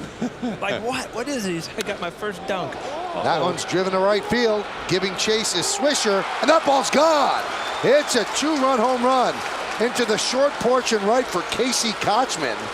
And Job has his hand on his hip. He cannot believe it as the Red Sox now lead 3-1. That's Kochman's first hit as a member of the Boston Red Sox. And he reached out and hooked this one. You see that follow through. Helicopter with the bat there. But again, every one of these balls just making it out of here. And you see the pitcher's reaction. It might be one of those nights where the ball is just flying to right field. Here's Jed Lowry. There's a ground ball toward first, and it's foul. And, you know, you saw Georgie's reaction when he took a new ball out there. You know, Jabba kind of looked at him and just kind of shaked his head. And Georgie screamed, "Let's go. It's over." You know, there's nothing you can do about that pitch. They've rounded the bases. They hit every base. We can't, you know, you get on to the next guy. And that's very important, especially as a younger pitcher that's a strikeout pitcher that, you know, they're not used to seeing their fastball turned around like that.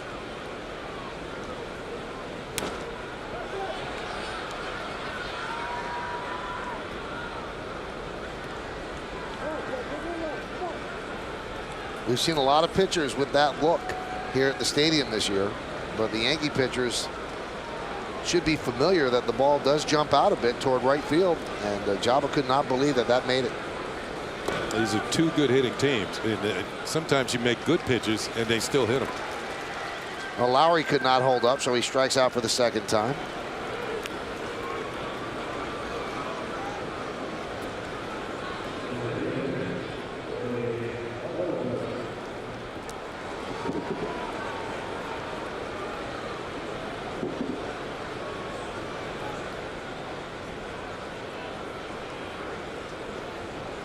Here's Ellsbury, and there's a strike.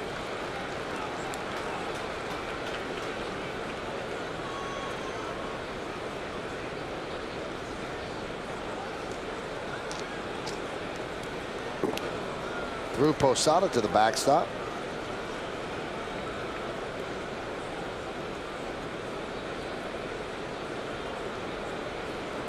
Well, coming into today's game, Job had given up 7 home runs at home and 6 on the road. So now it's 9 here at home. A solo shot to Pedroia and then a 2-1 shot to Kochman.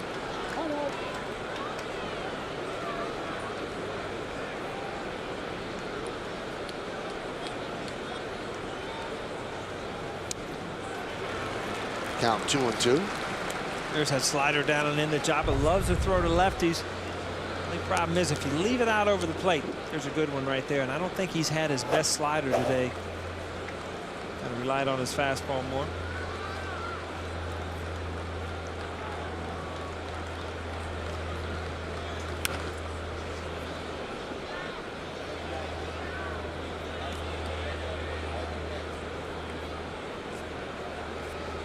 Once in a while with 2 strikes, you swing at a pitch like that, you kind of get back in the box and you're saying, what are you swinging at? The ball up in your eyes, you know it's not a strike.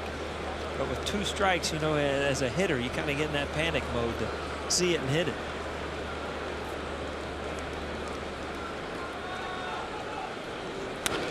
Right back to Chamberlain. And there's 2 away. Tomorrow on the Yes Network, the Yankees host the Red Sox in Game 2 of this series. Coverage starts at 6 with batting practice today and then the pregame.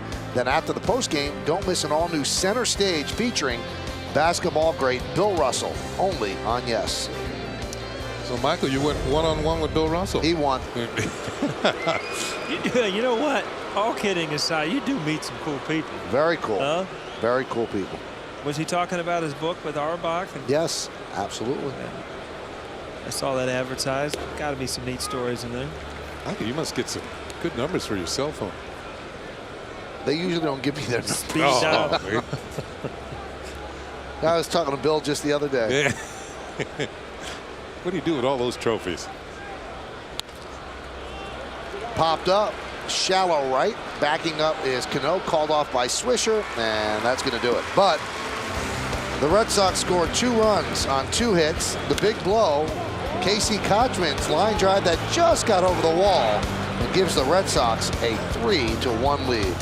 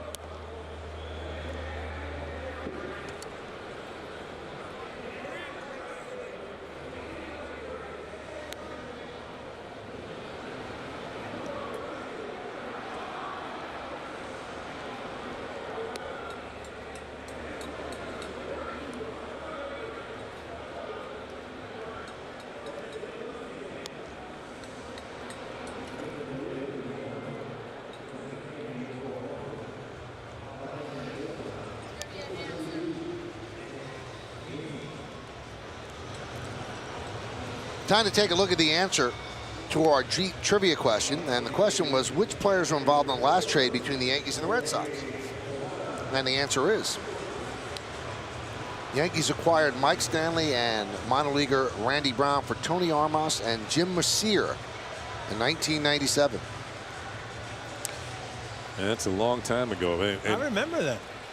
One thing that's going to happen if you make, you can't really beat the other team, and with these two teams making deals, so that they're going to have to make their deals with other teams. On the KFC scoreboard, it's 3-1, and a new shortstop for the Boston Red Sox. Nick Green takes over for Jed Lowry. And we'll see if there's an injury involved. Here's Posada.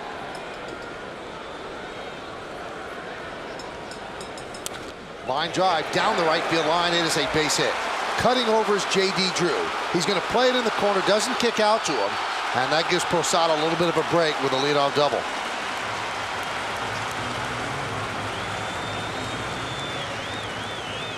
Well, Posada's 16th double of the year. Maybe more people should talk hitting at 2 o'clock in the morning. I mean, he's 2 for 2 since then. Nice moment before the game as legend Muhammad Ali made his way to the field, and the Yankees received awards for Legends Hospitality and Yankee Stadium, and Muhammad presented the award, and then the Yankee team crowded around to take a team picture with the greatest right in the middle. Well, they were showing some highlights from his heyday back on this video boards here. You know, he was the greatest back then. He fought in the old stadium. Yeah, How many times? Once. Just once? Against Ken Norton. Great fight, 1976. That's not the fight he got his jaw broken, was it? I think it is. Yeah. Yeah, I think the one I remember the most was the Thriller in Manila. He and Joe Frazier. Neither one of them were the same after that fight. Well, Ali was quoted as saying that's the closest to death that you could ever feel while being alive. And he won. And he won. That's right.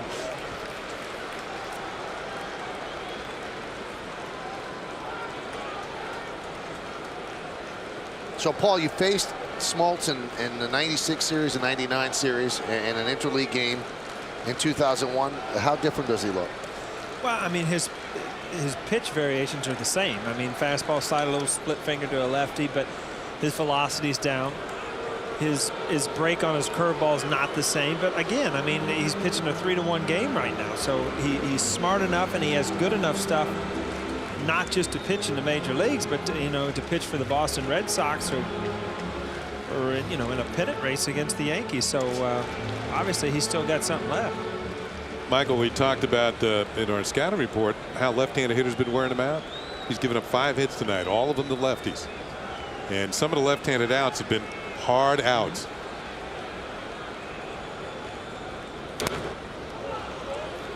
Fouled off. See, 86 miles an hour. He took something off that pitch. I mean, again, when one side of the plate is wearing you out, you've got to figure out another pitch or got to figure out another way.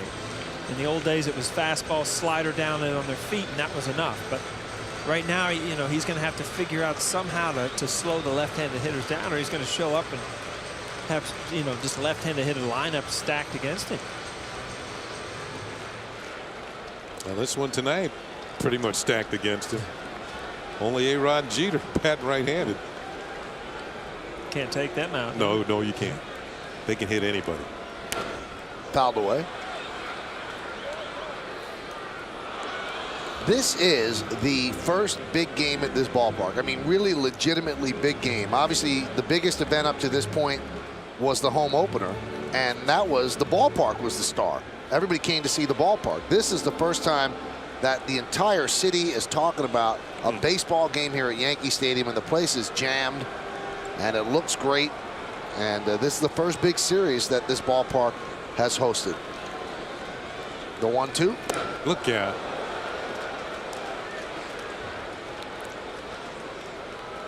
Now tomorrow's some matchup. It's A.J. Burnett against Josh Beckett. Then on Saturday, game on Fox, Buchholz against Sabathia, and then Sunday on ESPN, Lester against Pettit. And tomorrow's game is on Yes. Battle of former teammates with the Marlins, Beckett and Burnett. You look at these two teams as they match up. I mean, hot shot up the middle. It is a base hit. Rounding third is Posada. Here he comes. No throw this time. He will score. An RBI single for Cano. And the Yankees have closed it to 3-2.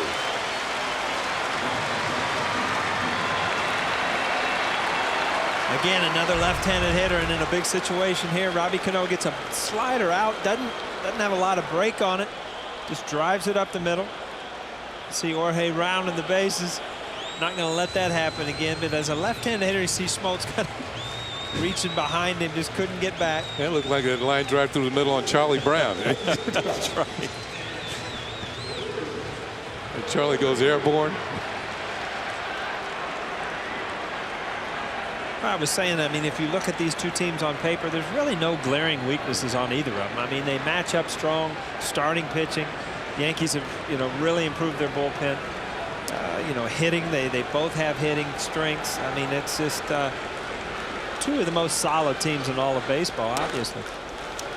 Michael was talking about this is the big game, and they've been anticipating this series. That's why I give Joe Girardi and the Yankees some credit about getting up to Toronto and beating Roy Halladay, #1, and then putting it together and sweeping by winning the second game last night. And they had to come back to win last night's game. Not looking forward to this game. See Cheat and Damon over there. The team starts getting close when you start putting batting gloves on together. They were putting their gloves on together. You ready to hit? That's right. That's a good sign, though. Want to get up to the plate. Johnny Damon's got his bat. I'm going to talk to it a little bit. It's probably the one that went deep last time. Right. Yep. You're real nice to those, aren't you? Don't want anybody else to touch him. You hold on to him. 2-0. See, Nick Swisher has 18 home runs. Amazingly, just 3 of those home runs here at the stadium. Give him a green light here. Swish has a good enough eye. If it's a ball, he won't swing. Or if it's something that he doesn't want. Last time these two teams met, since that point, the Red Sox have won all 8 against the Yankees. Red Sox are 6 games over 500. The Yankees are 15 games over 500. They're a different team than that team. A-Rod is A-Rod now. They've gotten their bullpen straightened out. Their pitching has certainly come around. And right now, they're the better team. Let's see if it bears out in this series. And he walks him on 4 pitches. You get the idea here. Smoltz all of a sudden with these lefty hitters being a little bit more careful. And it's not just the Yankee left-handed hitters who are some of the best in the league. The other left-handed hitters on other teams have been hitting them. And some of those guys aren't not the quality hitters that the Yankees are.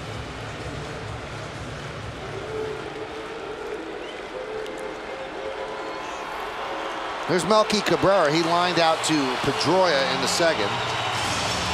For Swisher, his team-leading 66th walk. And Derek Jeter awaits on deck. Well, the Yankees did play some small ball last night, and it was Melky Cabrera was kind of in the middle of it. You know, when you looked at the paper this morning, he was 0 for 4, but he advanced 2 runners late in ball games to third base with 1 out and set up runs on 2 occasions late in the ball game. Red Sox looking for a bunt here from Cabrera, and he wasn't bunting and takes a strike. You know, maybe Joe Girardi seeing all these left-handed hitters getting some hits, including Melky, who lined out to second his last time. Now Joe looked aggravated there. I wonder if Melky missed a sign to bunt. He kind of slapped his hand down on that that cushion in front of him. Could be a decoy. Well, they missed 2 in a row. You know, sometimes you do that. Sometimes when I have the green light 3-0, I would get mad in the plate and try and trick the catcher into thinking I had to take sign. You got to be kidding me. You say to yourself. I look at the third base coach. I look at Cal Ripken Sr. like, what are you doing? It's a 1-run game. Don't you want me to hit?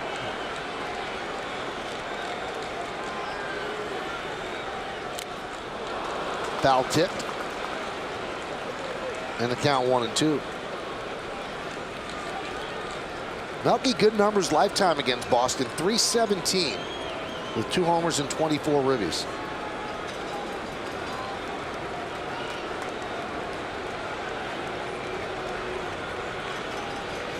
That one's drilled deep to right. There it goes. See ya! Into the second deck. It's a 3-run home run. And the Yankees have retaken the lead. They're up 5-3.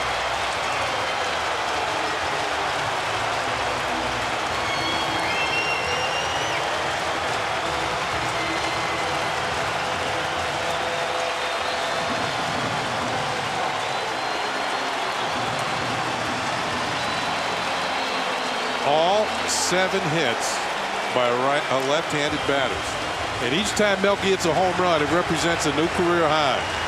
He's been getting some big hits all season long. Up and in and up and gone. Second deck. That's where Teixeira and Damon live. You know, he changed up the way, you know, he got away from the split fingered and the slider, and he tried to go up and in. Just a little short this time in his career. Not able to get that ball in on Melky. Drives it again in the second deck. That ball's up and in. A lot of times, especially in the old days, that ball's right off your knuckles. John Schmaltz knows immediately where that ball's headed. So Yankee Stadium is loud. Many in the crowd on their feet. And Derek Jeter digs in. John Farrell came out and talked with Smoltz. And the pitch outside 1-0.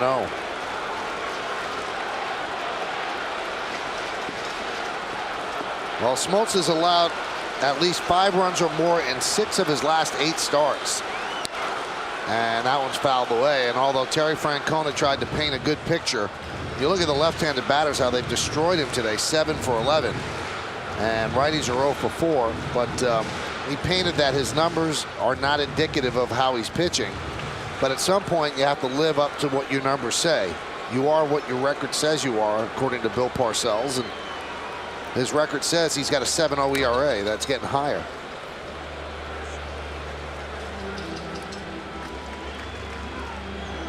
Billy Traber, former Yankee, just recently called up, is warming in the bullpen. Red Sox kind of in the same bind that the Yankees are. They've used their bullpen a lot lately. And trying to stop the Rays down at the Tropicana Field.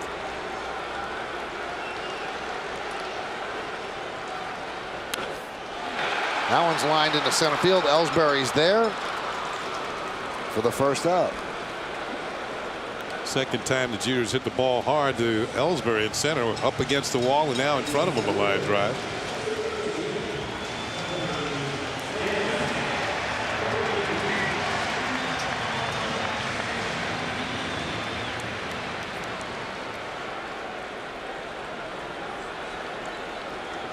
Here's Johnny Damon.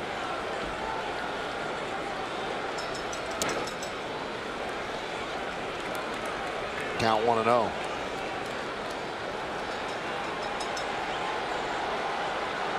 Crowd still buzzing over that home run by Cabrera. And the count 2-0.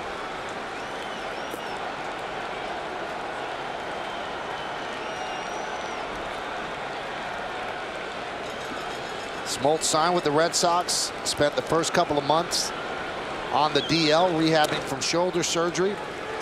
Back in the rotation, but he comes in today at 2-4, 7.12. Now the ERA is up to 7.65, allowing 5 runs in 3 1/3 innings so far.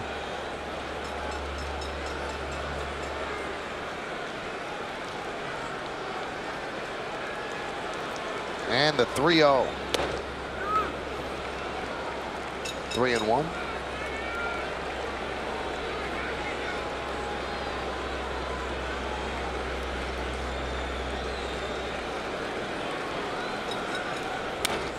Grounded left side and off the glove of Nick Green for a base hit.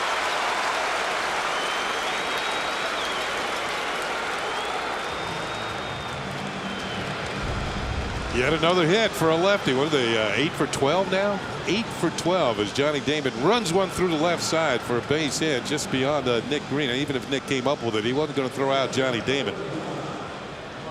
And with Billy Traber warming up in the bullpen there, going to bring him in to face the switch hitting Teixeira?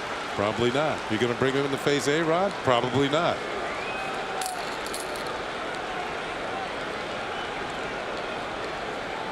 Teixeira doubled off the wall in left field in the 3rd.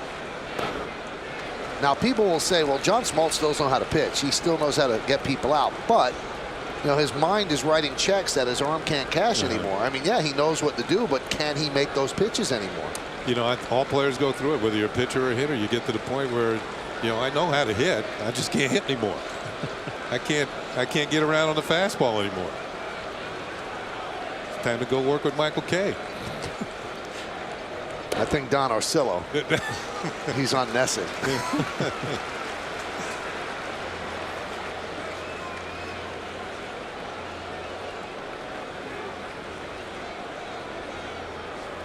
(5-3) Yankees lead.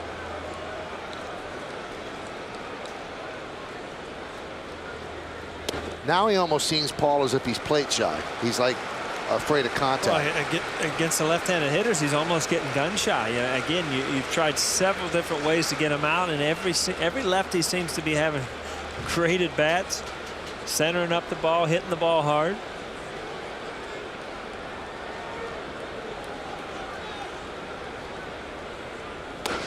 You know, the word at the beginning of the season, wow, the Red Sox have so much pitching. And Terry Francona was saying, I laughed at that. He said, because you never have enough pitching. Well, Matsuzaka's on the DL. Tim Wakefield is on the DL. And Matsuzaka was 18-3 last year. And he's hoping to get back sometime during the season. That one is drilled to right field, giving chases Drew. And it's over his head and up against the wall. Damon will go to 3rd. Teixeira's at 2nd. Another base hit for a left-hander. The Yankees have runners on 2nd and 3rd, still 1 out. Yeah, this is not the John Smoltz we saw with the Atlanta Braves, that's for sure. All those years of being somebody who could overpower hitters, that was just a spinning slider on the outer half of the plate. And when you've got a good, hard, tight slider, you can't go out there and reach and hook it like that. You got to be a special hitter. Teixeira is, but when Smoltz was Smoltz, this type of hitting wasn't happening against him. Now, he used to have one of the better sliders from a right-hander in all of baseball, and you see a lot of them just spinning now. Not a lot of break on them. Now they're going to intentionally walk A-Rod. Now with the lefty Matsui due up, is this Smoltz's last batter? Do they bring in Traber to try and get Matsui, who would be the 9th batter to come to the plate?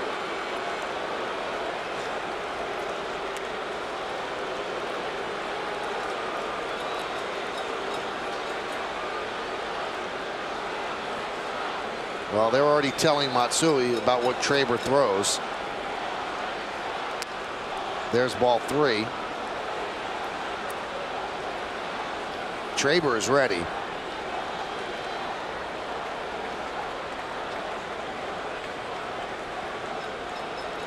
And there's ball 4. So Alex Rodriguez intentionally walked to load the bases, and that's going to do it for John Smoltz. 92 pitches for Smoltz, a 33-pitch inning, and it's hard to watch somebody who used to be one of the best struggle as he did. But if you're a Yankee fan, you have to enjoy the fact you're up 5-3.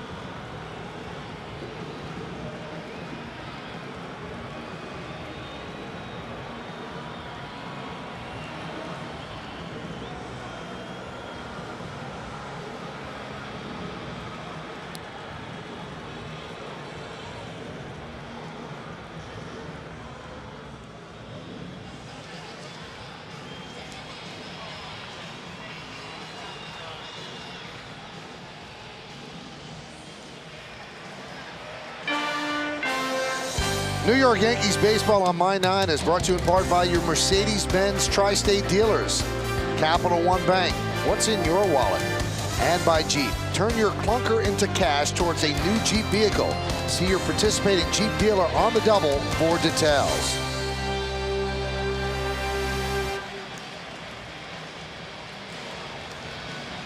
Well, Terry Francona makes the call to the bullpen, brought to you by Verizon Fios, over 100 HC channels and the fastest internet. This is Fios. This is big.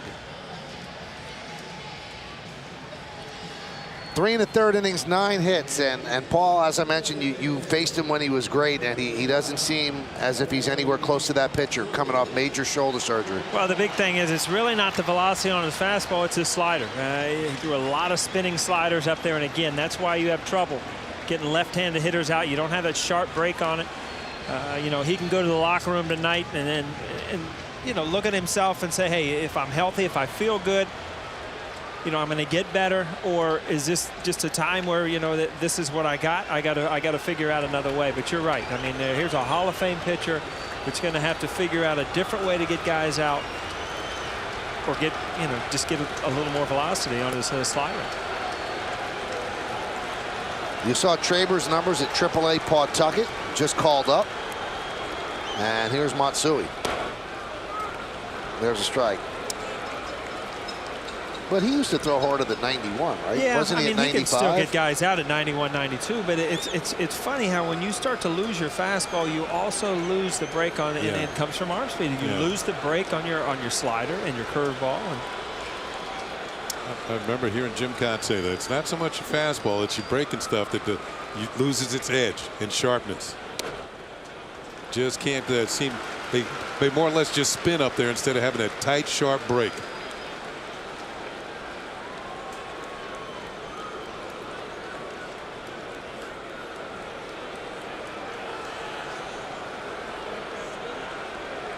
Five grand slams for Matsui. Albert Pujols has 5 grand slams this year. Popped up. And that's out of play. Matsui's last grand slam, he hit it on his birthday in Oakland last year.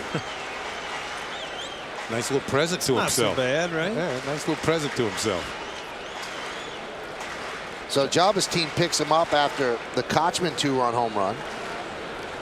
A long inning for Jaba.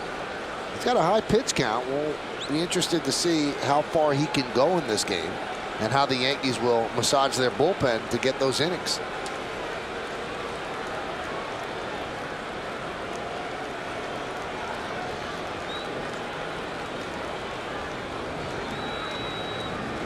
The 1-2.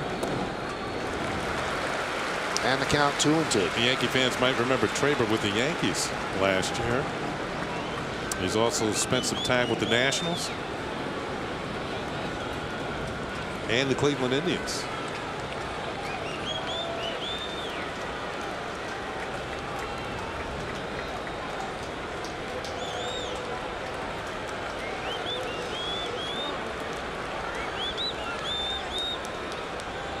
Two.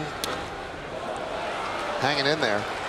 You know, it's funny, Kenny. You know how when you're handing in golf scores to acquire a handicap, you hand in every score, but if you hand in like a tournament score, it counts as 2. It counts double. That's all. I'm looking at John Schmaltz's his outing tonight, and when you're the Red Sox Yankee thing, it almost counts double how you pitch against the Yankees, or vice versa. If you're a Yankee pitcher, how you pitch against Boston. It's a big swing game in the standings. You get that, Mike? I do. I understand what you say. All right. I thought I was lost there for a minute. You just lost me when you call him Schmaltz. That one is grounded to first. Kochman goes to second, one on to first. Not in time. A run scores. And the Yankees lead 6-3. So Matsui beats out what would have been an inning-ending double play, allowing Damon to score. I'll tell you what, Kochman made a good, strong throw to second to Green, and Green did all he could to try and complete this double play. We told you Kochman is an excellent fielder. Look at that throw, right on the money. The return to first. Matsui hustling down the line as Traber gets over the cover. Pitcher does his job too. And you can see the foot on the bag before the ball got into the glove. See that pitcher covering. You don't quite get the stretch and the extension you do from a true first baseman. Might be the difference of out or safe. You see Matsui not as good at wheels as he used to have, but gets out of the box quick from the left side. Picks up his 50th ribby of the season. Here is Posada, who started it off with a double.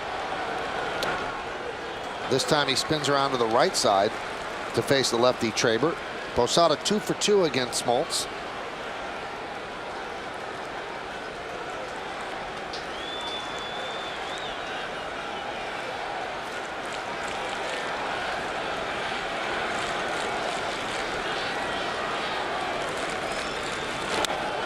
High fly ball, deep center. Ellsbury back on the track, at the wall.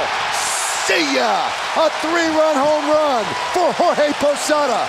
And the Yankees putting some distance between themselves and the Sox. They lead 9-3.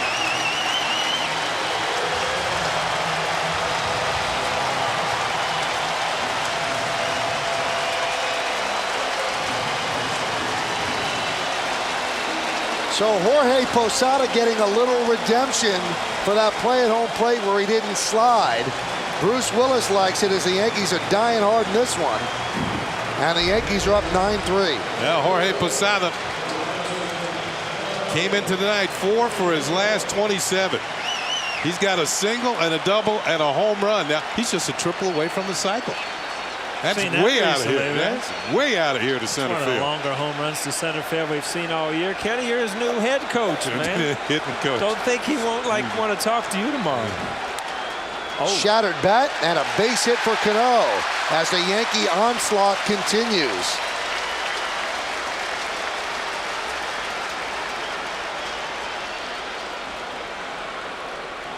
This is his 14th home run of the year, and this one is drilled.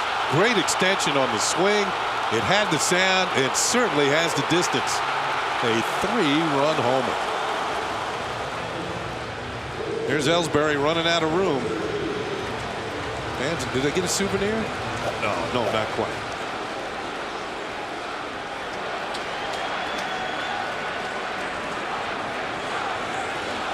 Yankees have 7 hits and 8 runs this inning. And the Red Sox have no one warming up.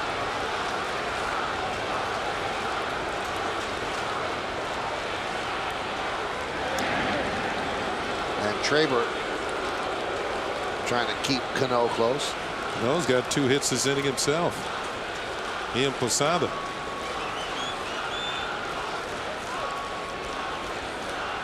Well, the half inning started at 8:33. So it's about a half hour long. And Jabba has been on the bench for a while. Now he'll trade a long rest and being a little bit rusty for the 8 runs and the 9-3 lead. But you wonder if that will affect him as he comes out the pits the 5th. We used to have a saying, let's hit for 45 minutes. It's almost there, huh?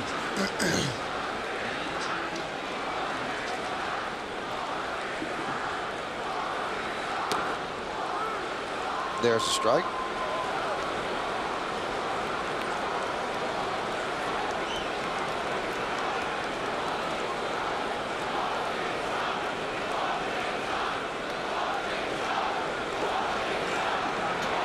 Georgia, what you hit, I hit a heater. It was a nice little fastball up in the zone. Didn't have enough heat on it. Yeah, it had some heat on it leaving.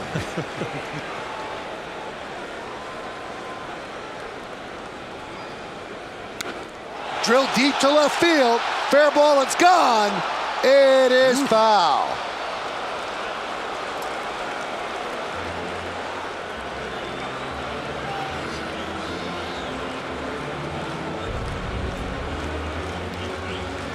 This one had too much left turn on it. It had a lot of sound to it, too. That ball was jacked, too. I mean, these are the balls you see like when you're sitting behind the cage in batting practice. Yeah. I mean, balls just flying everywhere.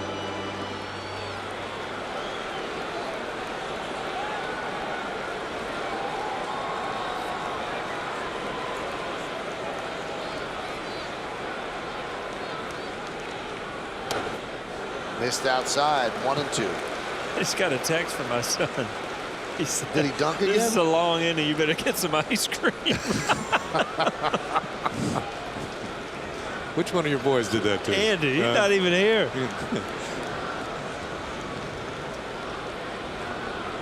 See, your kids want to take care of you. It makes you feel good about yourself. Doesn't it? Yeah.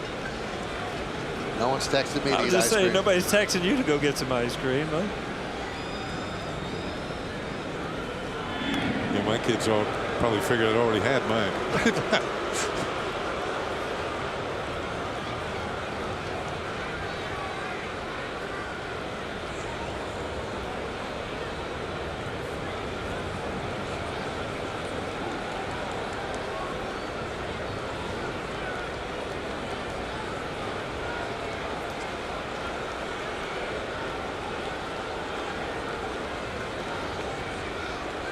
Michael, you had mentioned that this is a different Yankee team than the Red Sox had faced earlier in the year.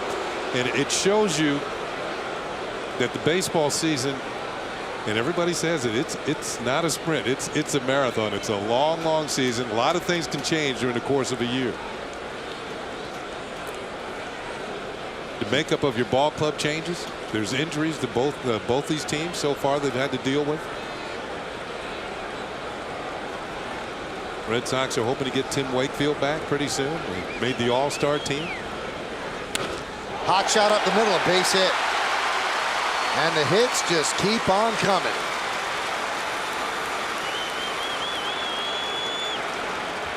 Swisher's 2 for 2 with a walk. Now John Farrell wants to talk with Billy Traber. Still nobody up in the bullpen. You know, this is the first game of a 4-game series. You don't want to go through your bullpen. So Traber might be out there for a while. You know, he just got called up today from AAA. So the seed might be planted here. You right. Get the ball down. Let me let you know a little secret here, son. You're in here for a while. And there comes a point in the time, you're right, you've got to get somebody in there to you know, eat up some innings. Both these teams are coming off series, you know, good series where they used a lot of pitching. Josh Beckett is next tomorrow against the Yanks. He'll go up against A.J. Burnett. Ooh, that's eerie, isn't it?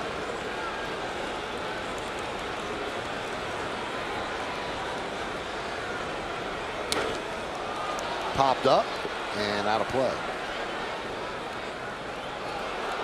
Nope, he's got a chance for another 3-run homer here. Same inning. Both sides of the plate. Be impressive. Huh? That impressed me.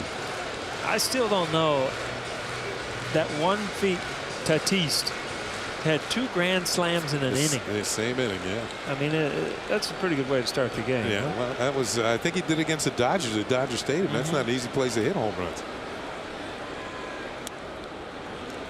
Count 1-1.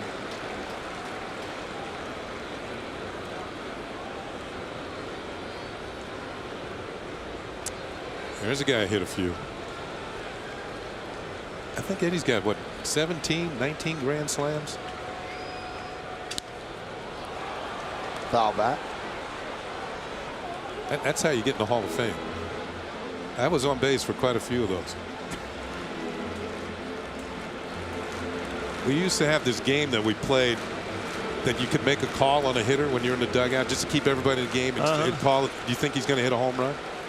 And I remember walking to get on base to load the bases, and Eddie was coming up. I was trying to get the attention of the bench. I got this guy. And I put my hand on my ear. I got this guy, and he hit a grand slam. Eddie hit 19 grand slams.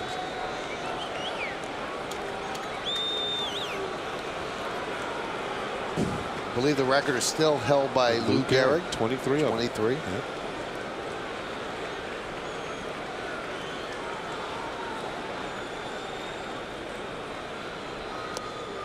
23 grand slams. Are you kidding me? Well, before you got here, Don Mattingly had a season where he had 6 grand slams in one year. And those are the only 6 he ever hit. Yeah. Isn't that amazing? Unbelievable. 23 though. You don't have 20. I didn't have 23 with Little League, Pony League, Minor League, all combined. There's no way. That's a lot of grand slams. How many did you have, Kenny, career? 6 of them. 6? I think. Yeah, 6. Popped up. This might finally do it. Pedroia. Whoa. And Green makes the play because he's a little bit taller, and that will do it. But the Yankee offense comes alive. Not a full moon, but it certainly seems like it. 8 runs on 8 hits. No errors and 2 men left. We played 4 here at the stadium. And the Yankees are leading 9-3 over the Red Sox.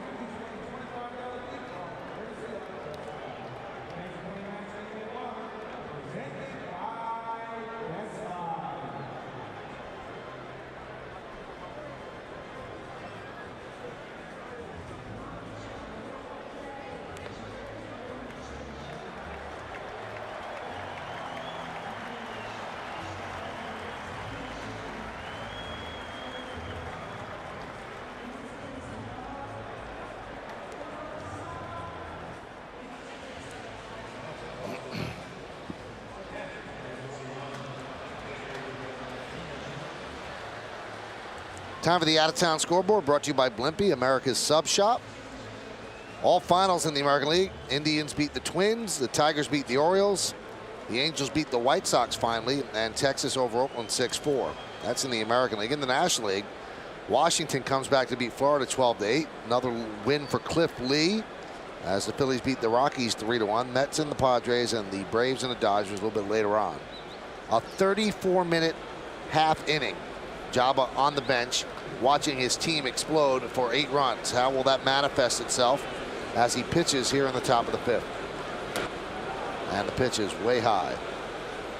9-12-0, leading 3-5-0. First game of this 4-game set. Yankees come into this series with a 2.5 game lead.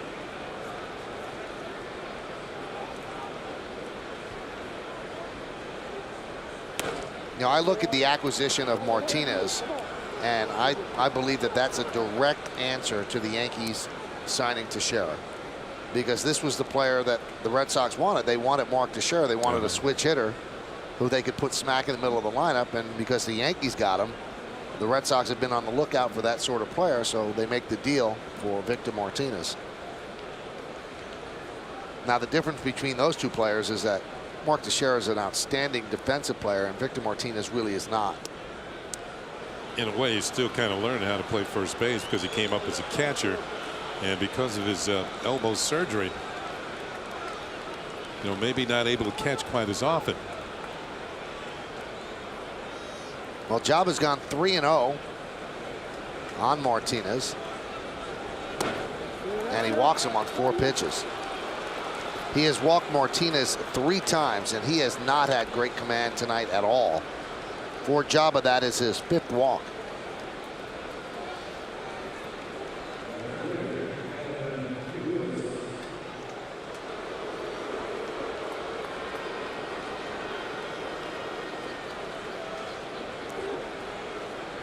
One thing you'll notice about Boston is they'll continue to come after you. I mean, when you're used to playing in Fenway Park, when you've seen all kind of comebacks, 10, 11, 12 runs at a time. So you're used to playing in games, and they're one-sided, and the next thing you know, you get a few runs, and all of a sudden you're back in the game. So Jabba had a long break, but you know, it's an important inning to go out and shut them down.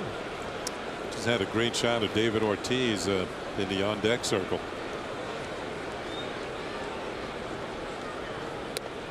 6 pitches out of the strike zone. And now Jeter and A-Rod both jogging toward the mound. Now A-Rod heads back as Dave Island rushes out there. Yeah, all John has to do is look in the on-deck circle and say it's not getting much easier.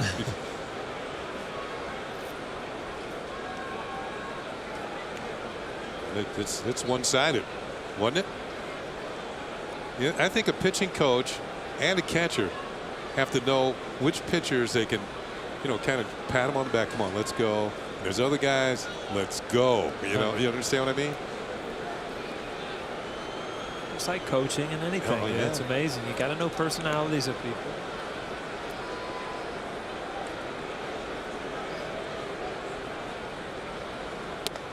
Now 7 in a row.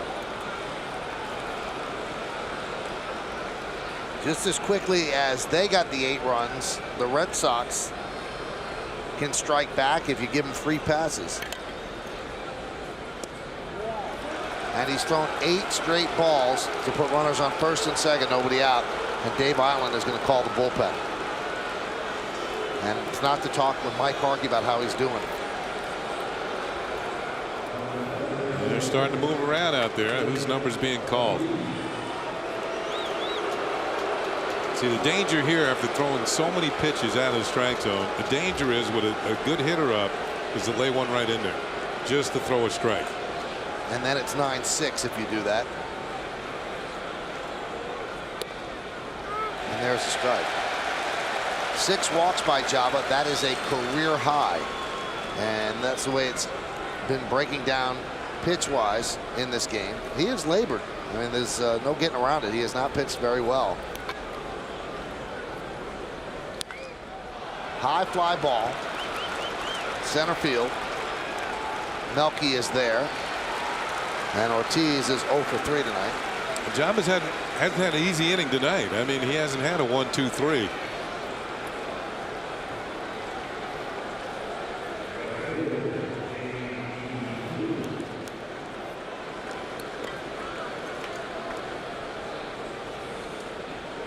So usually a long layoff gets you rusty and you lose the strike zone, and we did see that from Job at the beginning of this inning. David Robertson beginning to throw, and as we mentioned, the Yankees use the bullpen a lot in Toronto, and you wonder about the availability of Aceves, of Hughes.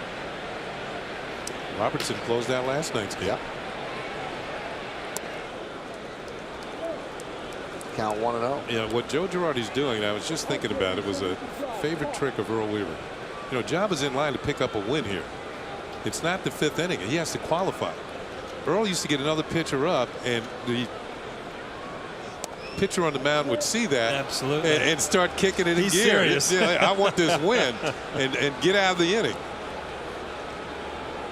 I'd be anxious to ask Coney or somebody that has been through this before. What could possibly change after you sit in the dugout and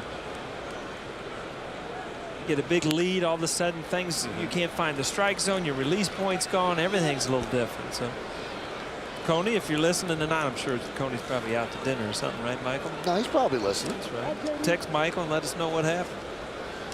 So we sound real smart up here, right, Ken? Yeah. Or Al. If Al's watching. They both have excellent pitching judgment.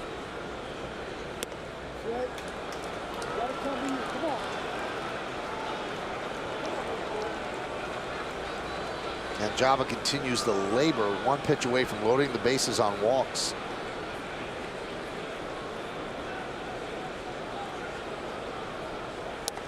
And that's what he does.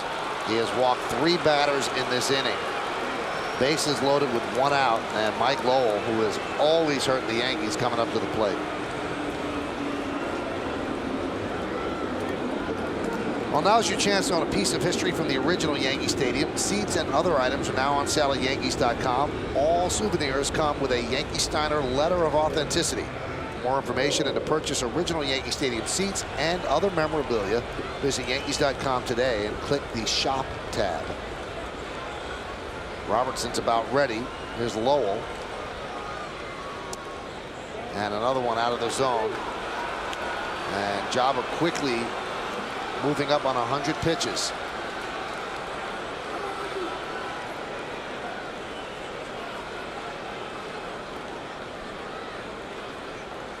The 1-0.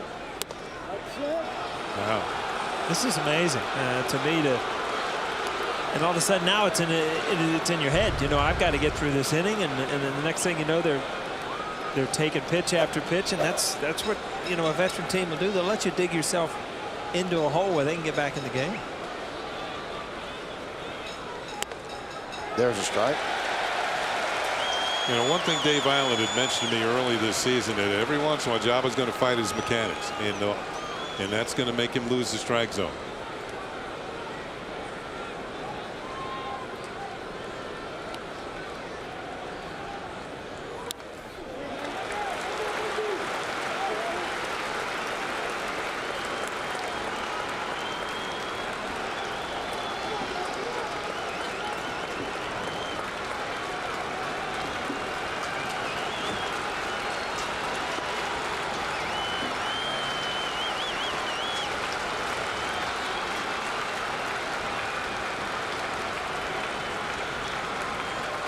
The 2-2. Line drive, a base hit to left field. That's going to score 1 run as Martinez scores. Euclid moves to third. Drew to second. It's an RBI single for Lowell. And now the Yankee lead is 9-4. And Girardi debating whether to take out Java. Not such a bad pitch, but it kind of spun up there. It was kind of a get-me-over pitch. And as Michael called it, Mike Lowell just seems to be the right man, right time. A lot of times for the Boston Red Sox, particularly against the Yankees, and he comes up with a hit. Java has dug himself a hole here with the base on balls, and now he's going to have to find a strike zone. And sometimes when you do that, you get too much of the plate. Kochman already has hit him for a home run, a 2-run shot. He puts another one out, and it's a 9-8 game. So a big batter in this game for Java. Kochman's trying for the grand slam. The count 0-1. See the difference when Mike Lowell went in there, took a bunch of pitches to see if Java had got it back. All of a sudden, Kochman gets up there and swings at the first pitch in his eye. So different philosophies. Look out. Count 1-1. 4th inning after a leadoff single by Lowell. Kochman's first ever hit as a Red Sox is a 2-run homer.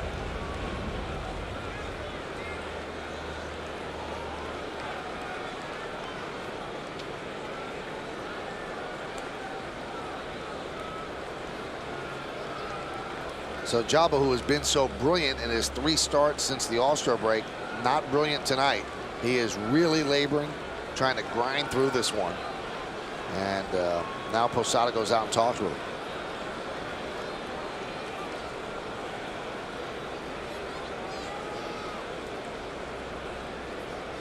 So you would think that the 8 runs in the 4th inning would give the Yankees some breathing room. Maybe they get a little bit of a laugher. Nothing to laugh about right now as the Red Sox have a run in and the bases are loaded.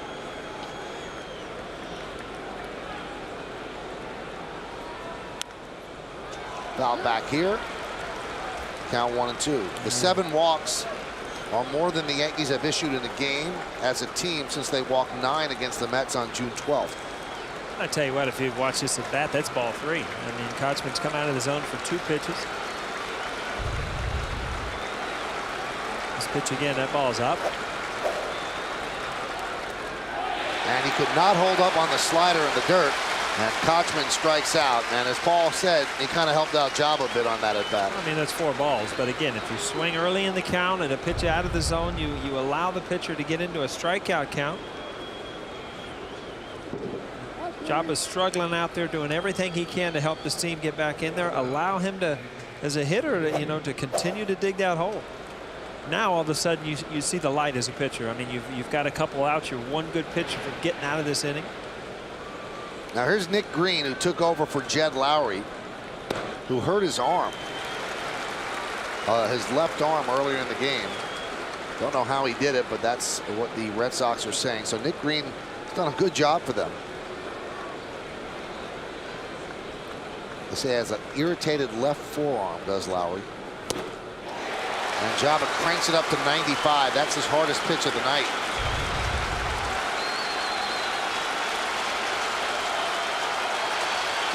Does he have one more in him?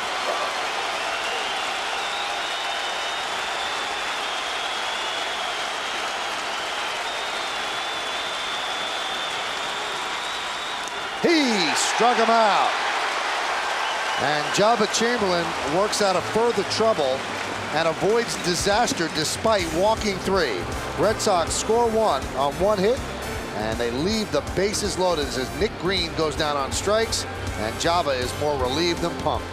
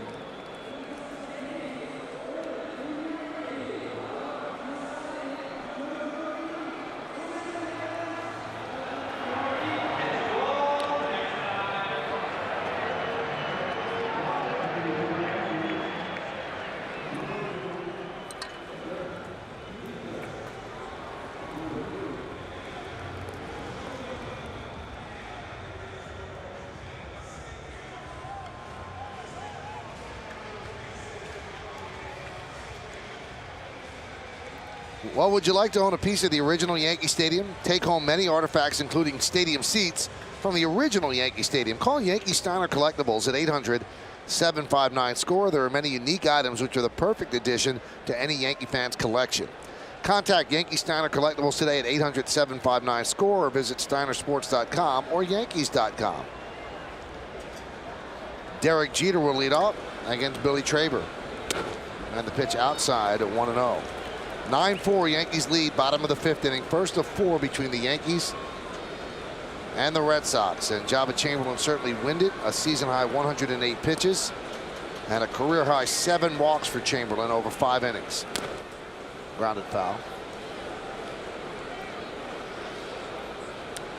Derrick's hit the ball hard 2 out of 3 times. There's nothing to show for it, but bringing in a left-hander.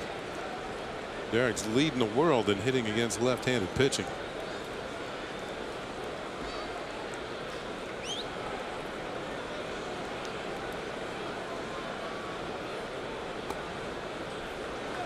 .427 against lefties.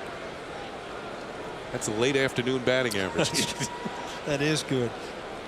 Kind of averages things out for you, doesn't it?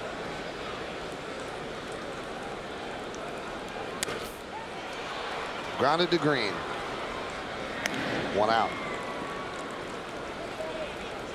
Be all the way down to 4 1/4 now. Yeah, well, whatever. You know, it's still impressive.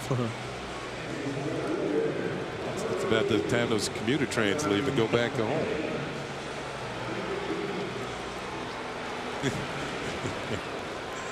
Gets a 427 up to Westchester.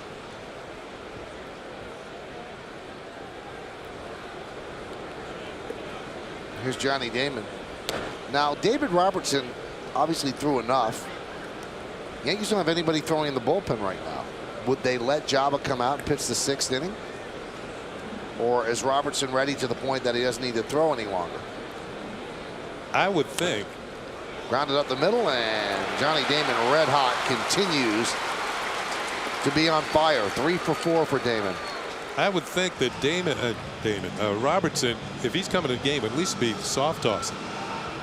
So you say that Jabba's got a season high 108. I'm going to test him one more inning. I mean, the bullpen's a little short. They might be going that route. Now, it looks like somebody's getting up. Robertson is getting up again. Yeah, he's going to soft toss.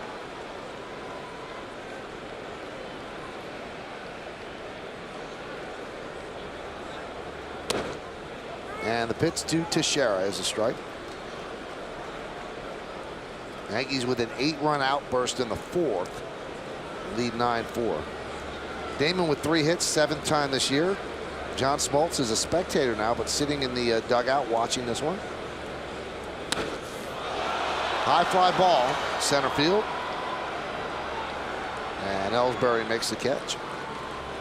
I wonder if a guy like Smoltz, who's been around a long time, spent his entire career with the Braves, signs here, has shoulder surgery. I wonder if he contemplates, hey, am I done? Or are athletes that great that they don't think that they're ever done? I think that from his standpoint, and this is maybe the way I would be thinking, I put a lot of hard work into getting ready to see if my shoulder, you understand what I mean? I think that creeps into your mind, of course, as you get to be a certain age. And, you know, people tell you, well, everything's preceded by 42-year-old John Smoltz. That becomes part of your name in baseball lexicon. And Alex Rodriguez picks up a single. And so he's got to make the call. You want to go out. He's certainly earned the right. If he wants to go out on his own terms, you understand what I mean? Instead of having to push you out the door.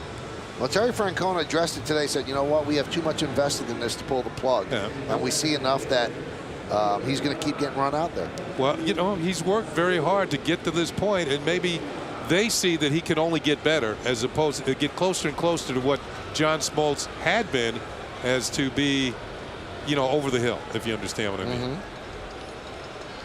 Here's Matsui. The Yankees are 4 for 9 tonight with runners in scoring position. Count 0-1.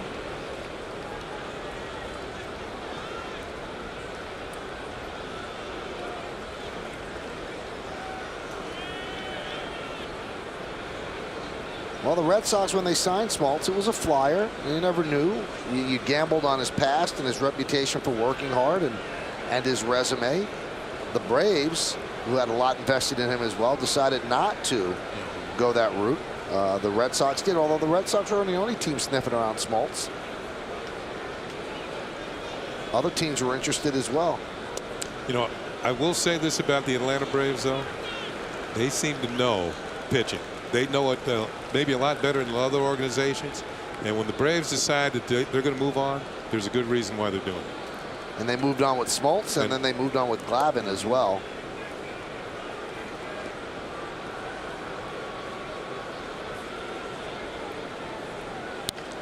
Serve down the left field line. It is a base hit. That'll go into the corner. Damon will score.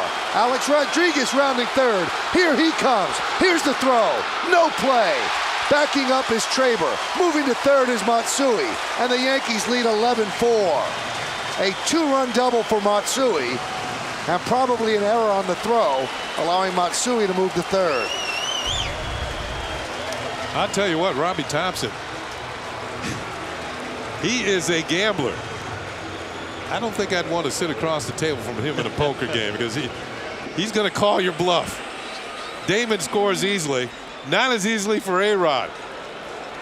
Watch that hand start to pump a little more. Here he comes. Keep it coming.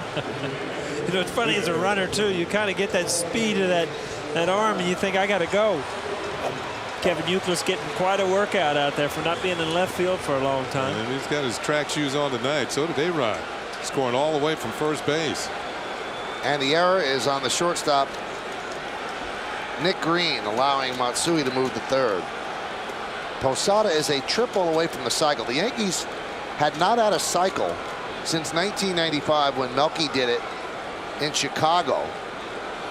Can they get another cycle that soon afterward? Although Posada is certainly not a triple machine. Well, his next triple will be his first one this year. 11-4, 11-15, wow. and 4-6. It's like a lottery number up there, doesn't it? Come on, Jorge. I'm just trying to figure out. I'm looking at the outfielders thinking, you know, how's Georgie going to throw a triple out there? I don't know. He's got 9 career triples, though. Look at him. Last year he had one in April. It has to go to left center and take an erratic bounce. Or a diving miss. Yeah, that's a good way. Now, so many people don't realize this, but Jorge Posada actually pinch ran in the 1995 playoffs for the Yankees. And I joke with him about it. He goes, you know, no, I used to be fast. Remember, I was a second baseman. Yeah. That catching will slow you down, Michael.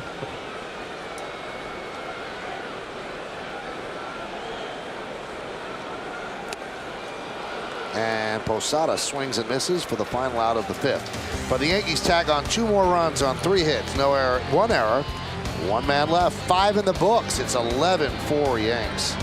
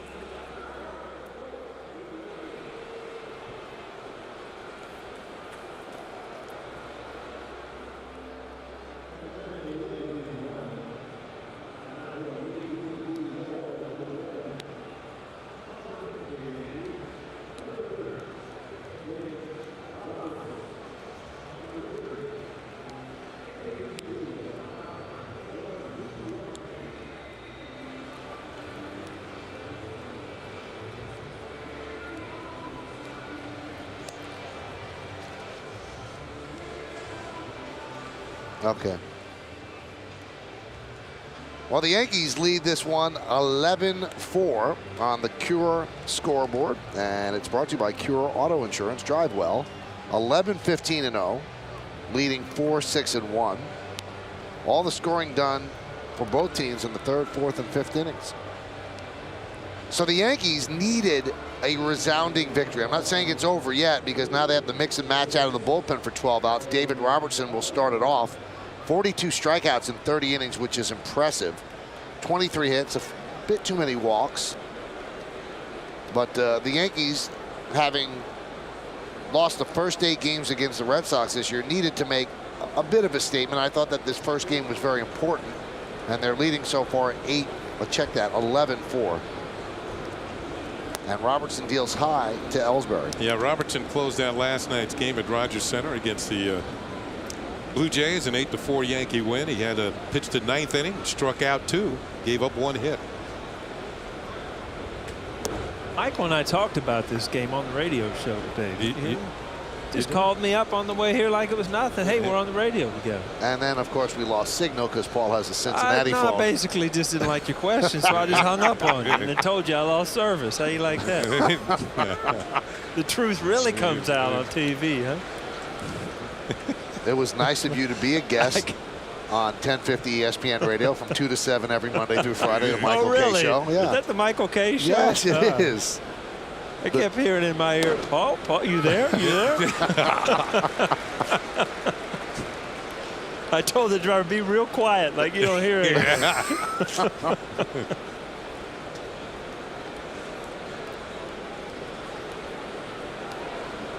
And the 2-2. And swung and missed. Posada scrambles after it. And it's going to be a strikeout. And Ellsbury will reach on the wild pitch.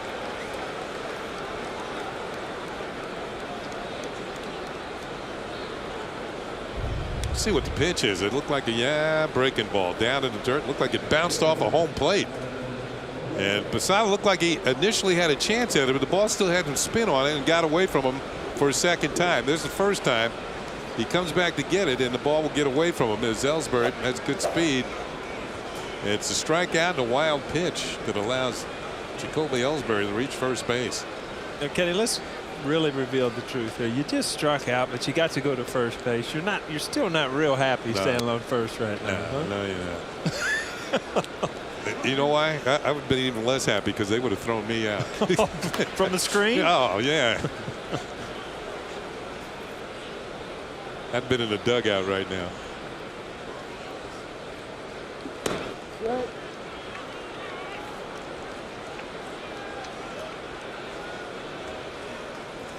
Pedroia with a double and a home run.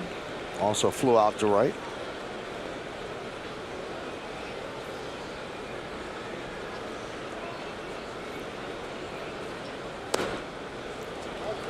And the count 3-0.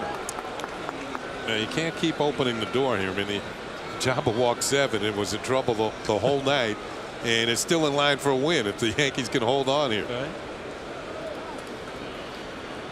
Victor Martinez on deck. And a walk. So a strikeout and a wild pitch and a walk. Runners on first and second, nobody out. You see, Teixeira came over this time.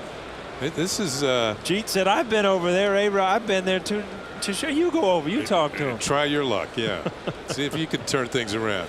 Dave Island does not look like a pleased man. No, he's not. I don't blame him. 8 walks. 8 walks and have a big lead. That's the big thing.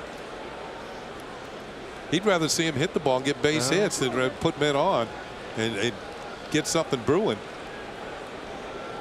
And the Yankees realize this game is far from over. It's the 6th inning. Let's say Martinez connects. All of a sudden, it becomes a 4-run game. So you can't give out free passes to a team like the Red Sox. Did he swing? Yes, he did. So Martinez 0-1.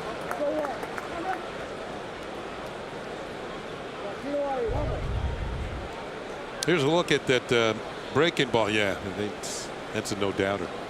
I don't think it even went to appeal.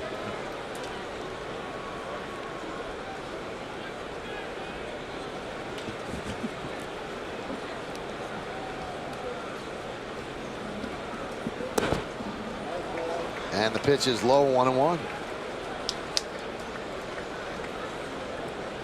Kenny getting a visitor here in the booth. Big time. Big time. Hall of Famer. That's Hall of right. Fame visitor.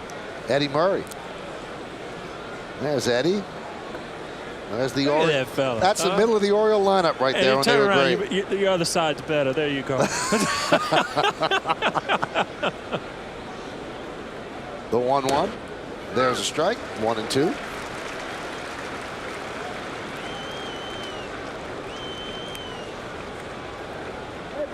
It's kind of like when Tino comes and visits you. Yeah. 3-4 back together again. He takes a mic, though, and does a couple innings, though.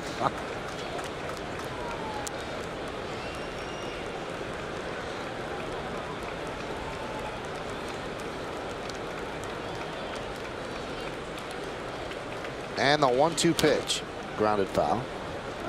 Game like this, Paul, the 8 walks. I mean, as a fielder, it's got to be brutal. You're falling asleep out there. Yeah, and you got to keep reminding yourself. I mean, this is a big game. This is the Boston Red Sox, but the pitchers, you know, they're slowing the game down. You know, you've done great things offensively. Almost everybody on the field is happy the way they're swinging the bat, but the game is it's such a slow pace. You're right. It's just come on already. And also, that plays against making good defensive plays. Yeah.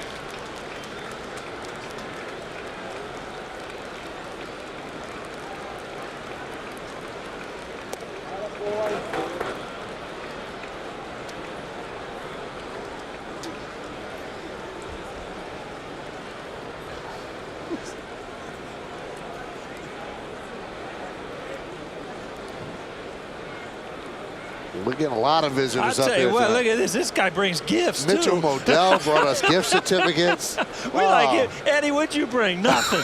You bring me a hot dog or something. Thank you very much. This is nice. Oh, they expire tomorrow. We won't be out of here by 10. And now the Yankees are 1 pitch away from loading the bases again. Martinez has already walked 3 times tonight.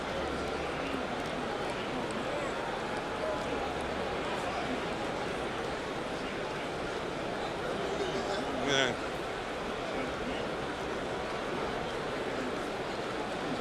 And, you know, Kevin Youkilis waits on deck, and then after him, David Ortiz. So they've got Phil Koch up if it gets to David Ortiz.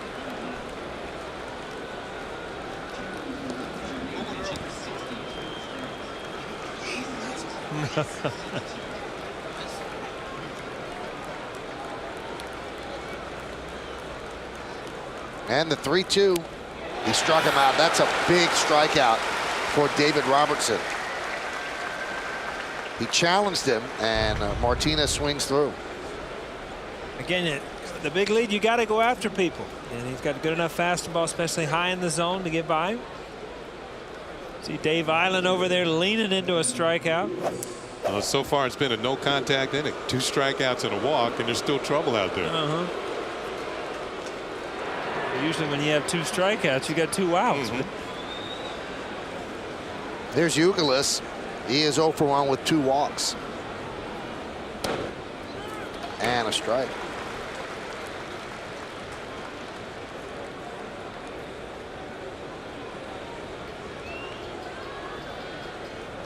Has there been a 1-2-3 inning in this game? No, on either side. Pitchers have been challenged all night long. The 0-1. 0-2. Hey, a crowd of 49,005 here at the stadium. Second sellout of the season, and it's the highest attendance of the season to this point. Yankees have been leading the major leagues with the highest average attendance per game. But 49,005 here in the Bronx tonight for the first of 4 between the Yankees and the Red Sox.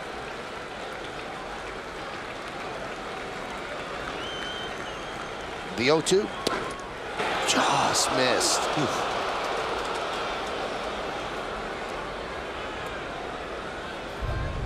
Is this one of those strikes that they don't call on the Hall of Famers? They don't call on. Just a hint outside. Ooh. The 1-2.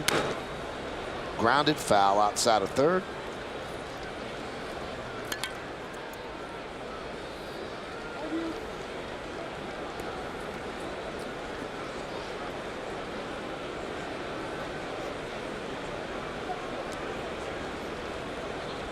David Robertson going with the old school pants way up high, showing a lot of blue.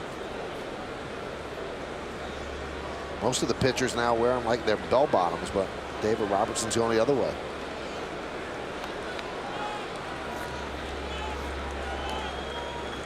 A 1-2. Nub foul in front of the plate. Jorge makes the throw to third, and A-Rod over to first, but all for window dressing. See, A-Rod, it's been so long since he had a ball, he just wanted to throw one. Now here comes Girardi to argue this, and maybe he wants to have another umpire take a look here. And Darrell Cousins said it was a foul ball. If it's anywhere in front of home plate, it's a fair ball. And maybe Jorge picked it up too soon. It might have had some more spin. It would have gone into fair territory a little bit more. Let's take a look. Now this would be the definitive angle here. Let's take a look here. I'll tell you what, it looks pretty fair right there.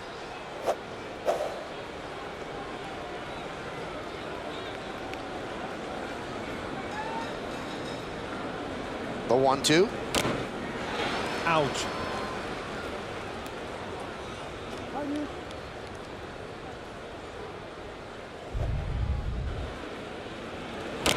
Oh, man. Oh, the joy of being catcher, huh?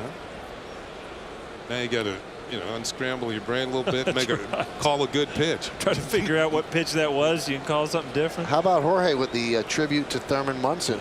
The number 15 on the mask, and this is the anniversary of the Thurman Munson tribute game where Bobby Mercer had 5 RBIs against the Orioles when the Yankees returned from Thurman's funeral. So a nice gesture there by Jorge, putting Thurman's number 15 on his mask,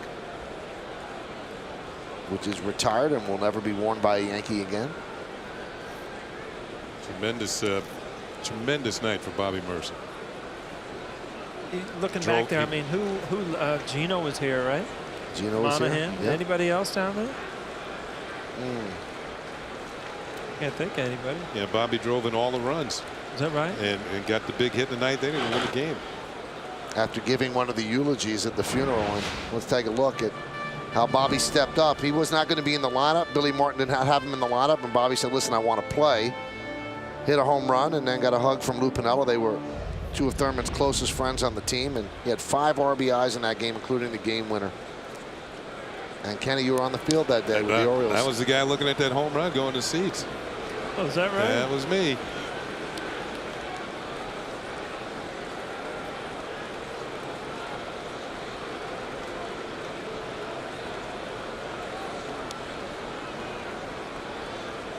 And the 2-2. Strike 3. Euclid down looking. So now Robertson has struck out 3. He still has an out to go. Got a chance to do great things here. Well, I guess no, not. he doesn't. Again, you have a long at bat, and all of a sudden, as a hitter, you just sometimes just freeze up, and Euclid knows it. I mean, a fastball right down the middle after he's fouled off a few tough pitches. Now Robertson was walking up the mound, and Girardi stopped him as he signals for Coke. Now Robertson departs.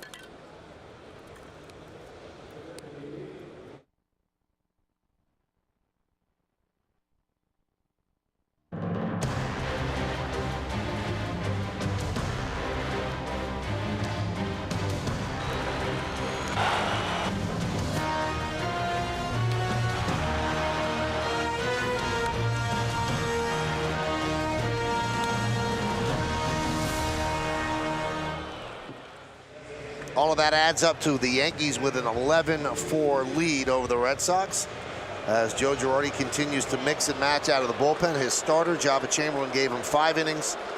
David Robertson struck out 3, but a runner reached on a wild pitch, and also a walk, so runners on first and second. Terry Francona trying to figure things out as Phil Koch now comes on. And Koch is going to face David Ortiz with 2 outs in the 6th. There's a strike. Now it's a strike, but if you look, Phil Koch really missed the spot there. He did not hit the target. It was set up outside. It came inside. I think Georgie's going reverse psychology here. He's been setting up for strikes all night, and they haven't been hitting it. So now he's going to just set up and hope they miss it, right?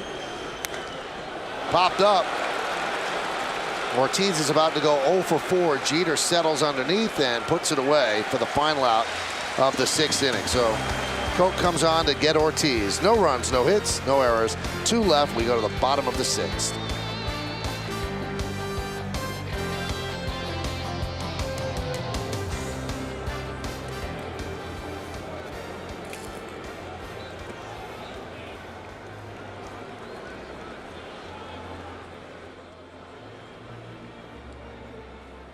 Where do you see what your parting gift is? Get a parting gift.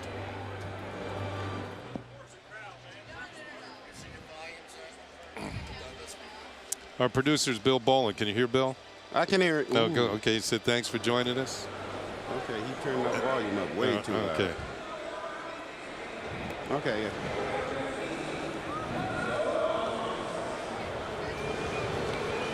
Sure.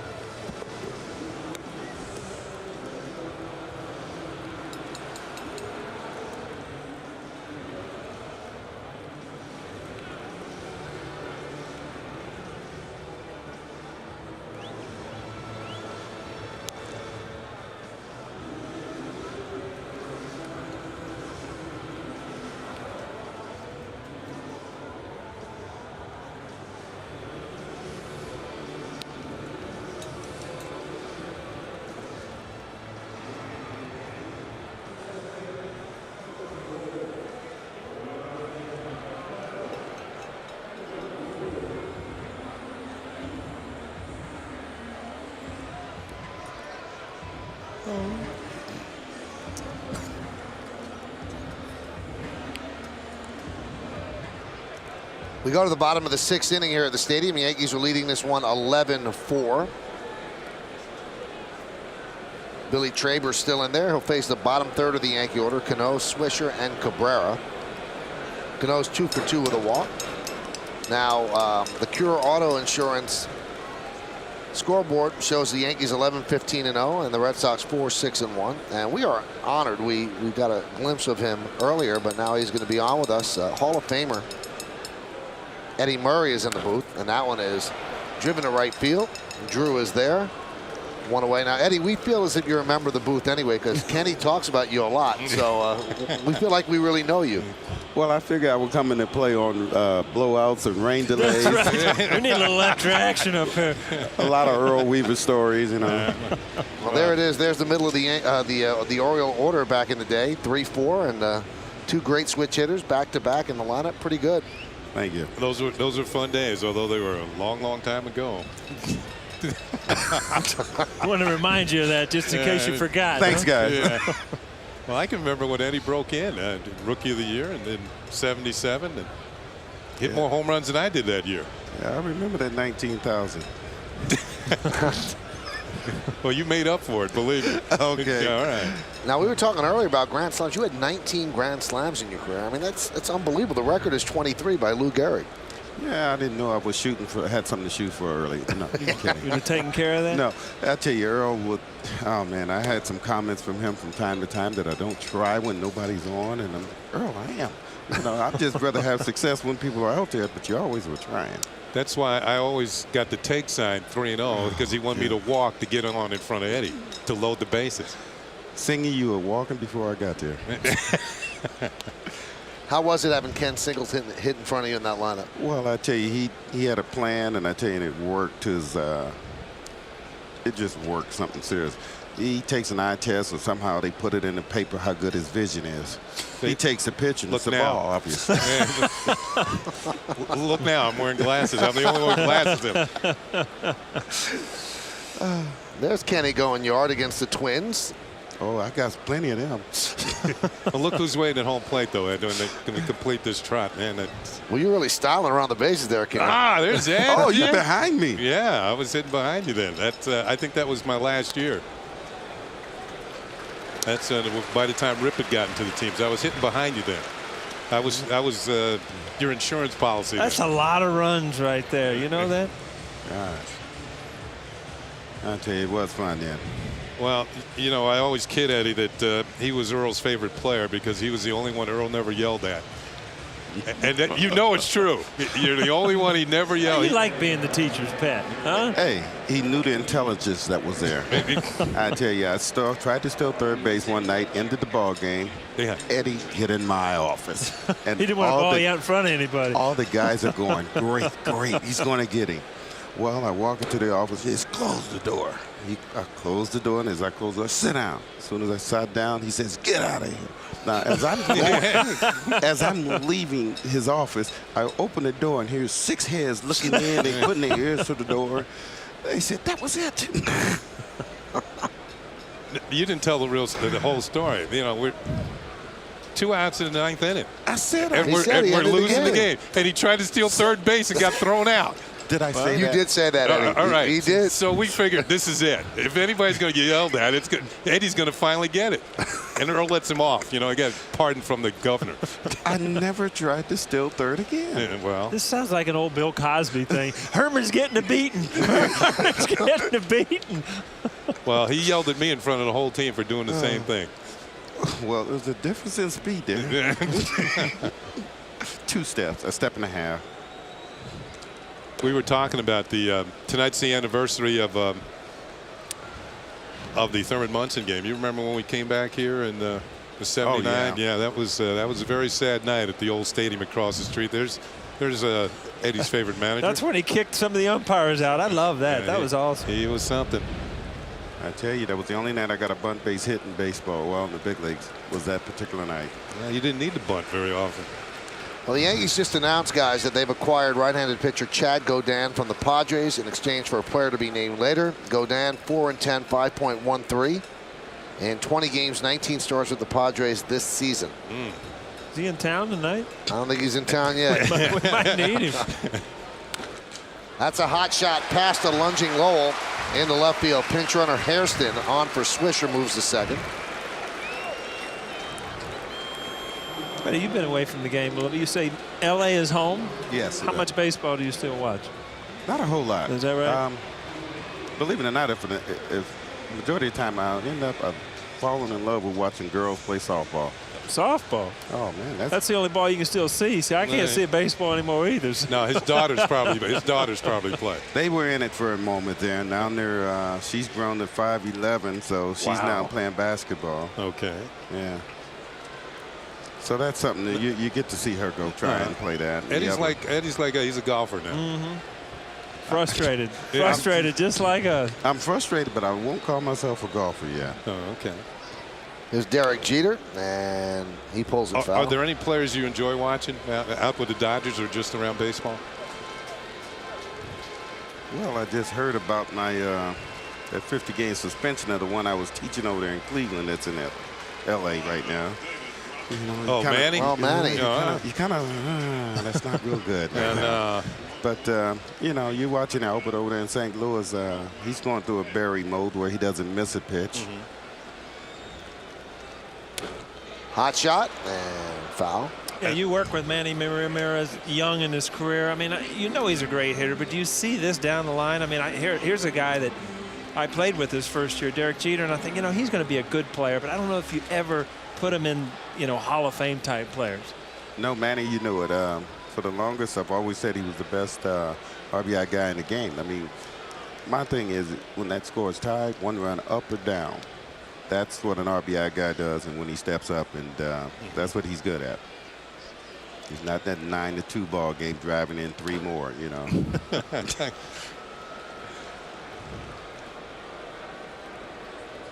You know, I was thinking about this game, and when I saw you and I saw this game progress, and I was thinking back to the day, and if the Oriole pitchers were walking as many guys as been walked in the game tonight, it'd been tough sitting next to Weaver in that particular game.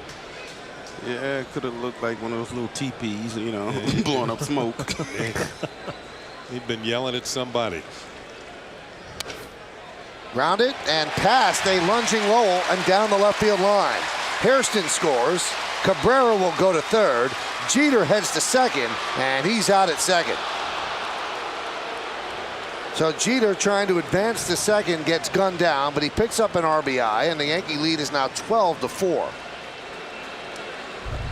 This kind of reminds you of a Fenway Park game, kind of wide open, a lot of runs being scored. There's Mike Lowell coming up a little bit short, as Jeter's going to have a base hit. He kind of hesitated between first and second, and that's the reason why they were able to get him. Lowell couldn't get him one way, he gets him another. Mike Lowell's defensively a good player. I mean, he comes up with that ball more often than not. Like Jeet's hand got in there, actually. Every once in a while, you'll get a little mercy call from the umpire. This is not one of those nights to be arguing. There's Johnny Damon. Now, Kenny, you'll be happy to know that Jeter, the last guy to get a hit, so they all have hits. They're all in the party, as you said. That's right. Everybody has at least one hit. I've been the last guy. Sometimes I was the only guy that didn't have one. Oh, jeez. Listen at this. Never failed. We start a ball game coming out of the locker room. Come on, guys. Let's get about 15 hits. I get 13. Now, when you were his teammate, Eddie, did you think he'd be a broadcaster? I was quiet. I would not have guessed it, no. But I tell you, he's done an awful good job. I mean, I caught him at the beginning, and I tell you, somebody in his booth has really helped him a lot. No. He does an excellent job. Michael's got his shoulders back, his head up. No, it's you, Paul. Thanks, Ed. Nagy's up 12-4 here in the bottom of the sixth. And Damon lost one to shallow center. Ellsbury's there. He'll put it away, and that will do it here in the sixth. Yankees score one run Eddie. on 3 hits, and they lead one. Eddie, good to see you. Thank you so much. Hall of Famer Eddie Murray. We go to the 7th. Yankees up by 8.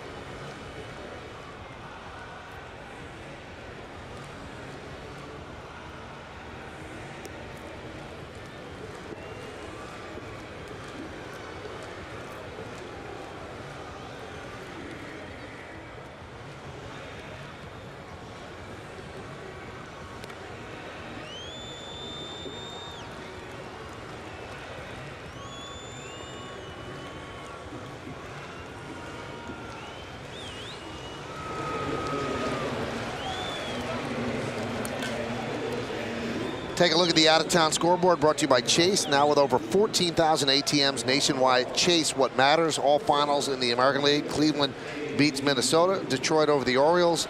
Angels beat the White Sox. And Texas beats Oakland. In the National League, Washington 12-8 over Florida. Philadelphia 3-1 over Colorado. Mets and San Diego underway. No score. And Dodgers hosting the Braves, and that will happen shortly. You know, Michael, it was very nice of Eddie to come up here because years ago when he was playing, he would not talk to the press. And I think, you know, the writers are well aware of it. He was a great teammate, just somebody you could really rely on as a player and as, you know, off the field. But he just wouldn't talk to the press. But his numbers were so good that, you know, you couldn't keep him out of Hall of Fame. What was behind that, though? Because everybody I've ever heard that played with him said that he was the greatest guy and the greatest teammate, but he never showed that to people. I think it went back to the World Series in 1979. Somebody wrote a story, and I think it was a New York writer wrote a story about his family that wasn't particularly true. Right. And Eddie, I remember him saying that I can't win this battle, so I'm not going to fight. And he just said from that point on, he didn't talk to anybody and just continued to hit, drive in runs, hit home runs, and do his thing. Here's a 3-1. Popped up. Long run for A-Rod, but that'll be out of play. Michael, I mean, you've been a writer. You've been through that whole thing. How much has it changed in the past 20 years, and do you think it's changed for the better? No, I think it's worse because now there's a 24-hour news cycle. Right. Because of the internet, you have to have stories constantly, and you're never off the beat. You're never off the deadline.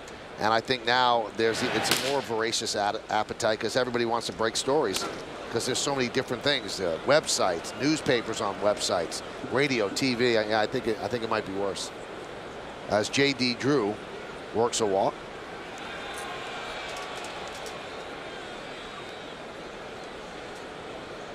And there they are, working away. Boston and New York media. And plus everything now goes worldwide in an instant. Yep. Yep. So there's no small paper that you could talk to and it's not going to get back.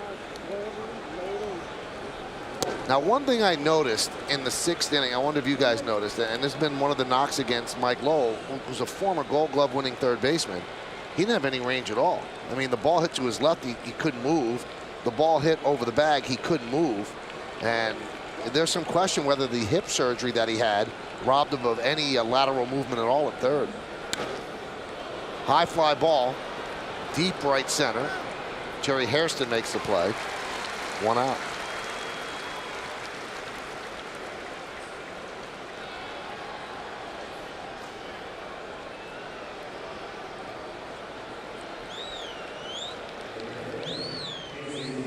Again, you talked about it, Michael, and you see how, even as he runs, I mean, it might kind of be, you know, a work in progress, but he's still offensively having a great year. Big part of what goes on in the clubhouse here, and pretty good guy. I mean, he came up with the Yankees, ended up playing with the Red Sox, the Marlins. He was down there for a while, so he's been on some winning teams.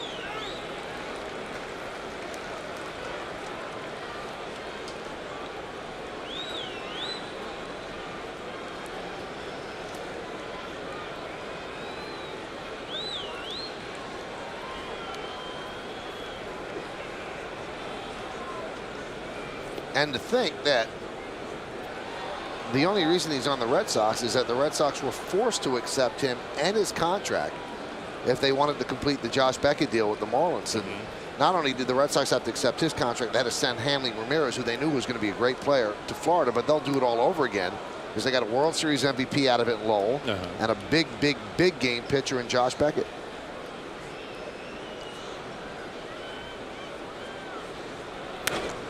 That one is driven out to left field. Damon had him play perfectly for the 2nd out. If you're Joe Girardi, you'd like to see Phil Koch get at least through the top of the order because Ellsbury's going to lead it off. So if he can get the final out here, he might have Koch start the next inning. And then go to another pitcher, a right-hander. You think they'd risk that, though, Kenny? Because with a 12-4 lead, if he gets Nick Green here, you're going to need Koch all 4 of these games. He's the Yankees' only lefty. So he would have worked to, what, 6 hitters? They're going to take him out now. I mean, it's too important because you've got Ortiz you have to deal with, Drew you have to deal with throughout this series, so they want to keep Koch fresh for that. So they're going to call on Mark Melancon to face Nick Green. Yankees are leading 12-4. Melancon jogs in, and we'll duck out for just a moment. Come back.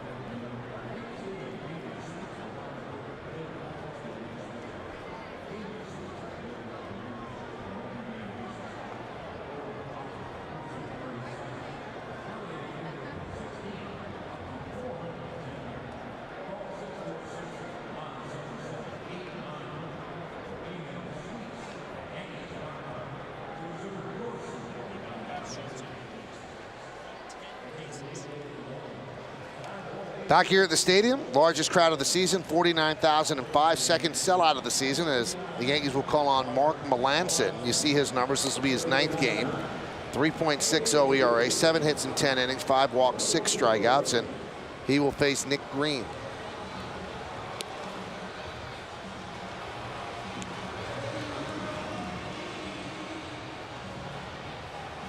So the Yankees in a slow-moving game, but they will take it. It's a 5-hour game because they're beating the Red Sox 12-4, and they have their first chance now to get their first win against the Red Sox, which gets that monkey off their back, and then they could proceed from there also on a more immediate level. If they hold on, they have a 3.5 game lead over the Red Sox, and 3 more to go in this series. So J.D. Drew's at first. Here's Green. Green took over for Jed Lowry, who hurt his forearm earlier in the game. Melanson's last 3 appearances, 4 1/3, 2 hits, no runs, no walks, and 4 strikeouts. He hasn't had many opportunities to get in there, but lately he's been finding home plate. And he certainly has good enough breaking ball. And you just saw a good lively fastball to Nick Green. There's another one, but he can't find a strike zone.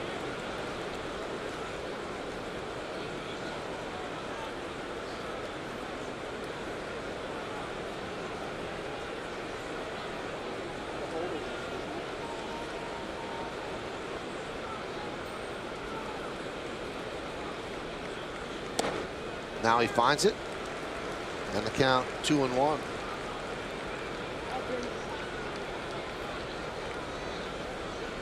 So the Yankees, Jabba went 5. David Robertson went 2/3 of an inning. Phil Koch an inning.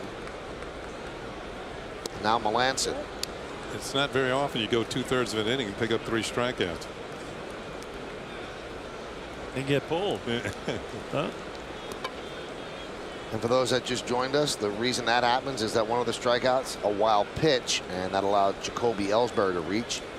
Then a walk to Pedroia, strikeout of Martinez, strikeout of Youkilis, and they took him out as Koch came on to get Ortiz. And Nick Green walks. Boy, the Yankees are just walking machines today, and I'm sure that that's going to chap Joe Girardi just a bit. That's 10. 10 walks. We announced a little earlier the Yankees just got Chad Godin from the Padres for a player to be named later. He was 4-10 with the Padres, 5.13 ERA, 105 1/3 innings, 105 strikeouts, so a strikeout per inning, 56 walks in 20 games, 19 starts. He held opponents to 3 earned runs or less in 12 of his 19 starts. Was National League Co-Player of the Week along with Florida's Hanley Ramirez at the end of June when he was 2-0 with a 1.20, struck out 20 batters in 15 innings in that stretch. Career 32 and 35, 4.58 ERA. Ellsbury lines one down the left field line, and Damon runs out of room and runs into the wall.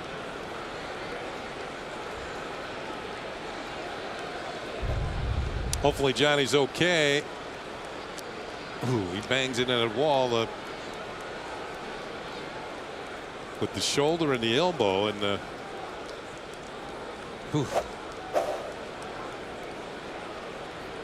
those walls don't have much give to them. I know they're padded, but still. You move before they do, is what you're saying?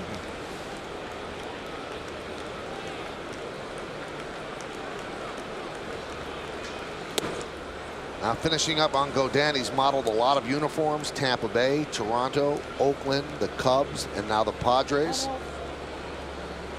As a reliever, 12-7, 4.0 ERA, and 136 relief appearances. As a starter, 20-28, 4.85.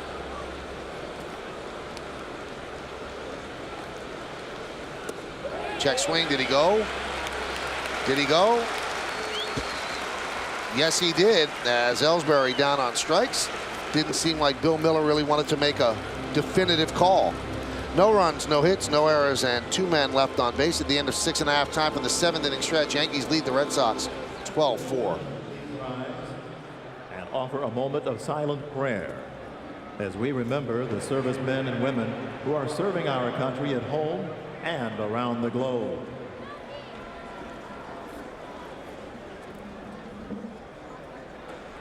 Now please sing along to Kate Smith's rendition of God Bless America. God bless America, land that I love. Stand beside her and guide her through the night with the light from above. From the mountains to the prairies to the oceans, white with gold. God bless America, my home, sweet home.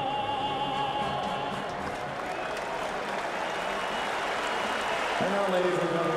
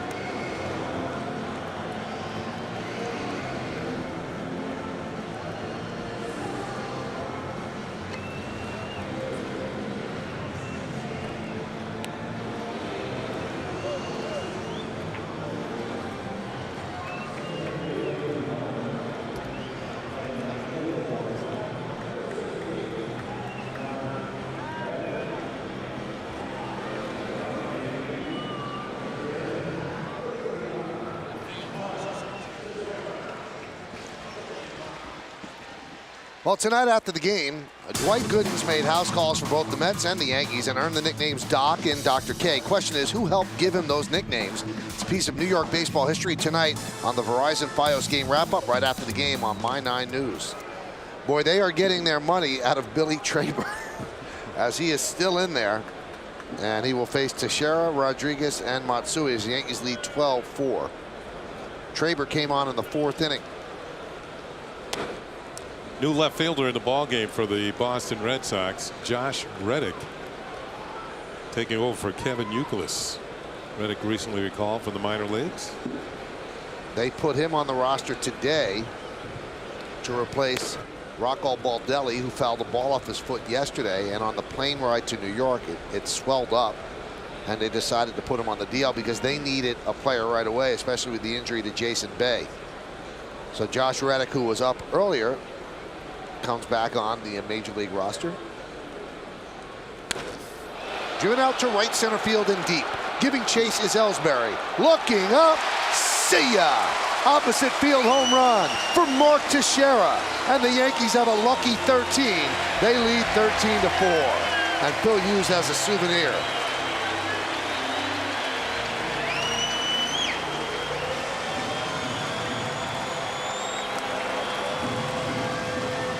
Well, you keep tacking on if you can, and this is up and out over the plate and then up and out into the bullpen. Wham! Had that sound. 28th home run of the year. I think he's tied for the league lead now. And A-Rod skips rope to get out of the way. So good day for Teixeira, 3 for 4 with a walk. 28th home run, as Kenny mentioned. Also his 81st run batted in. Yeah, that ties him with Justin Morneau, depending on what Morneau has done this evening. Well, they played this afternoon, so we should have that information in a sec. Pitches inside to A-Rod in the count 2-0. Still no one warming in the Red Sox bullpen. And Billy Traber's really not a long reliever per se. When he's at the Yankees, he was a matchup lefty. He is a long reliever tonight. Like it or not.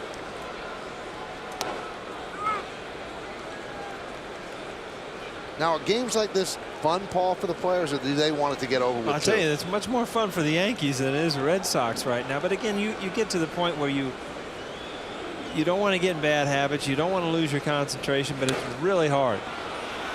Popped up when the game becomes this, this much of a blowout. Kochman.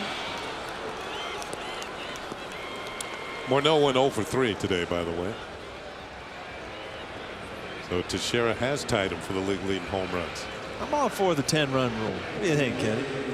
We get that, Pat? You know, in a game like this, whichever side you're on, you want to get up there and hit because the pitchers aren't on tonight. You know, right. You want to get up there and get your hits. But just think, if there was a 10-run rule in Major League Baseball, like there is in Little League and Pony League and every other league, the fans would be on their feet right now, trying to get that 10th run because you would embarrass the other team, and especially if Boston was in town. Count 1-0. Those are the home run leaders of the American League. Morneau and Teixeira at the top, then Pena, then Aaron Hill and Nelson Cruz. Yankees 13 runs in this game. The most they've scored since they scored 15 on June 14th, and that was against the Mets.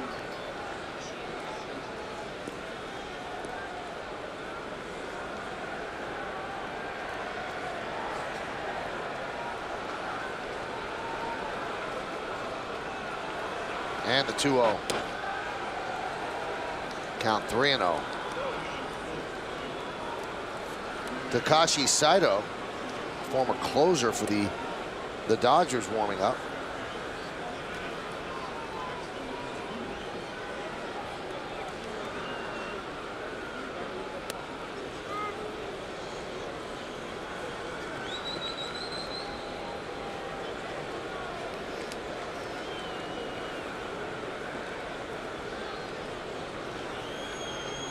Matsui had 3 RBIs tonight.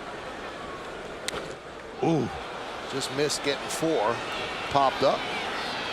Kochman. Wow, that was up there for the second out.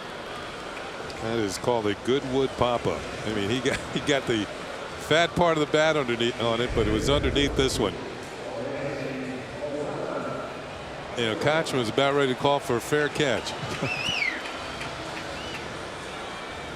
Straight up to Silo.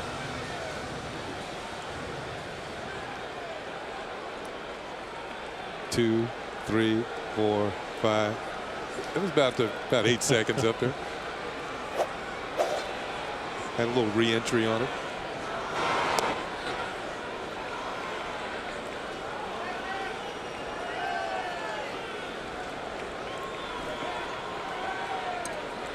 Well, Billy Traber used to start, so obviously this is not his longest outing ever, but it's his longest outing ever in a relief appearance.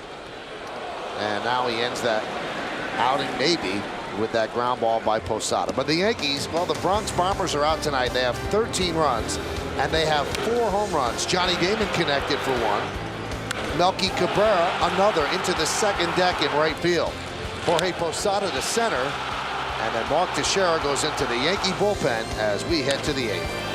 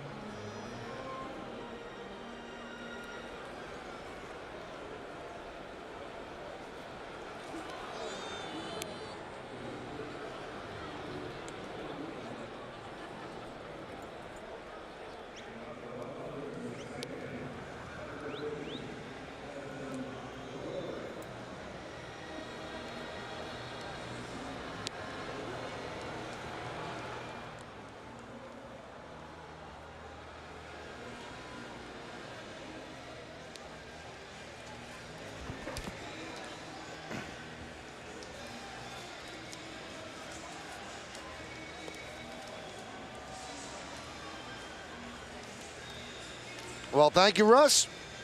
Back here in the booth, the Yankees lead this one by a score of 13-4. Let's take a look at the in-game box score brought to you by Hyundai. Ready for good news? Get Hyundai Assurance and up to $5,000 cash back on select models. Now, this is the Red Sox starting lineup. So these are the starters. Dustin Pedroia, 2 for 3, a home run and a double. 3 walks for Victor Martinez, 2 for Youkilis. Obviously, they pitched around them. David Ortiz, that kept him off the board at 0 for 4. Double for Drew, an RBI and a run scored. 2 for 3 for Lowell. Casey Kochman with a 2-run home run that gave the Red Sox a 3-1 lead at the time. Jed Lowry started left with a sore left forearm. He was 0 for 2. Melanson got the final out of the 7th inning as he struck out Jacoby Ellsbury. And he's in for the 8th as the Yankees lead 13-4. And here is Pedroia. And there's a strike.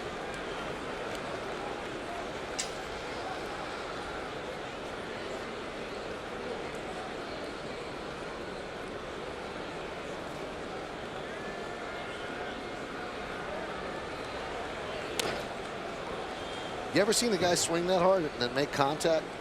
You know, it's funny because he doesn't cut it down with 2 strikes either. I mean, you're going to see an 0-2 pitch here, and then his next swing is going to be just like it was strike 1. He doesn't strike out very often either. This is what Michael's talking about, and Paul. And he doesn't get cheated. Good high ball hitter, too. Not that high. It's just a little bit. Yeah, just a little higher than where he likes it.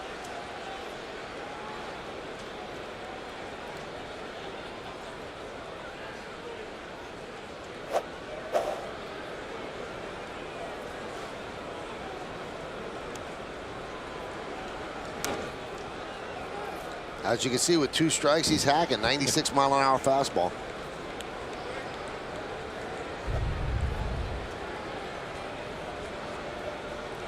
Pitch right around his head. Shoulder, chin.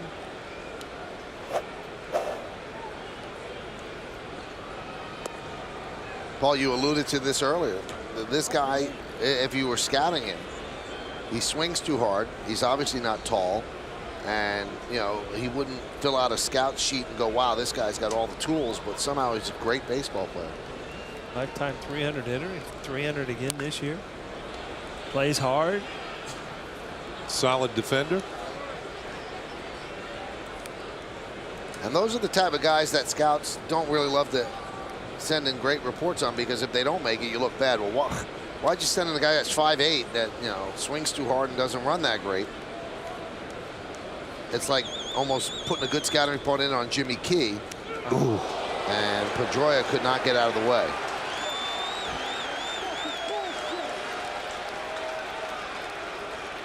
He's talking about the first one and now being hit. Posada's escorting him down to first. You know, and it wasn't on purpose, but, you know, Georgie hates to see this because you don't do this when you're beating somebody up. And obviously, you know, a couple pitches got away. And Terry Francona talking things over with Darryl Cousins. And now Joe Girardi's going to come out. Well, here's the one that's over his head. And then he gets, you can see, I'm fine. He gets hit on the, I look like the left shoulder. But the reason you don't want to do that, you don't let sleeping dogs lie.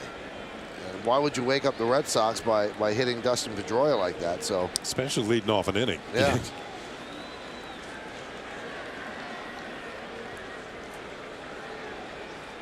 Yeah. I think Francona's saying, you know, he's not up there with a target on his back.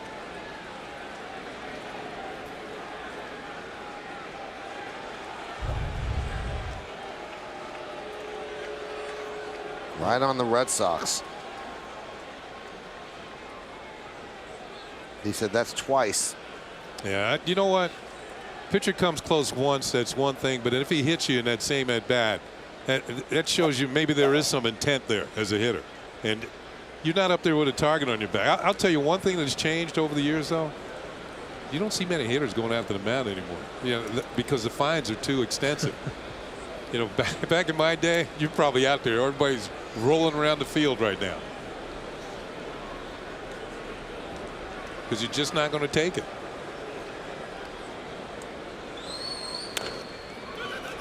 Dribbled to Melanson.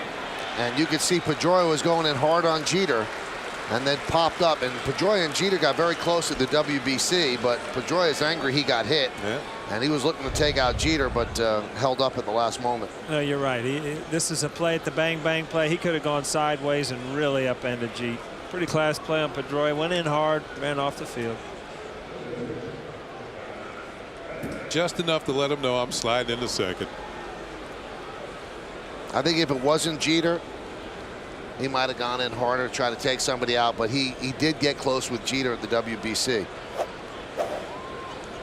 Now here's something I want to ask you though. You said that if it's twice, okay, you would think that it's on purpose, but Kenny, what rational thought would Melanson have to hit Pedroia? You know, now it's not about. You're right. Maybe it's not rational thought, but your point is, I'm not up here to be thrown at. Get the ball near the plate. There's Josh Reddick. Whether it's intentional or not, you know, you're a big league pitcher. You should be able to get the ball over. But sometimes you just knew. Oh, there's no doubt about it. And sometimes you got to pitch to the scoreboard. I mean, do you try to get guys out? Sure, you try to get guys out. But, you know. Here's Reddick. Got his first major league home run the other day in Baltimore.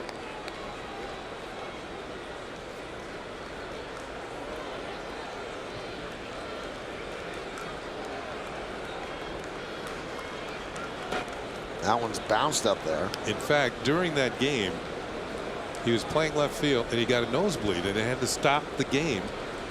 And they ended up putting one of those cotton plugs in his nose. And he went out in the outfield with a cotton plug in his nose. They couldn't really stop it. And they didn't want to take him out of the game and use a player. Later on in that game, he hit his first major league home run. Now there's a shot of him on the center field scoreboard where I'm telling you, he looks like Dennis the Menace. He looks like he's about 11 years old. I mean, the glasses make him look older. He's wearing them now at the plate, but the picture on the scoreboard, my goodness. Makes him look studious. Yeah. But the scoreboard looks like, you know, Mr. Wilson's going to bug him at any moment. He's got a slingshot in his back pocket. That's a good one, Michael. I like that one. Rode to the ballpark on his bike. Absolutely.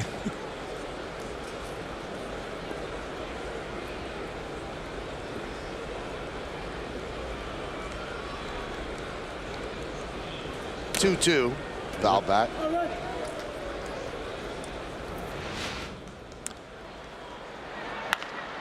This is that wild game in Baltimore. It was 18-10. The Red Sox won. They had 23 hits in that game. And you always remember your first home run.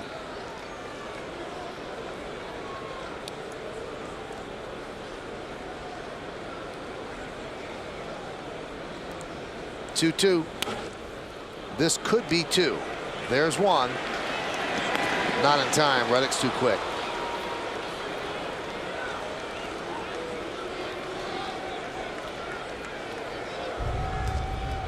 You're right. He does have some scamper down the line as Cano gets rid of it. Well, he's well across the bag.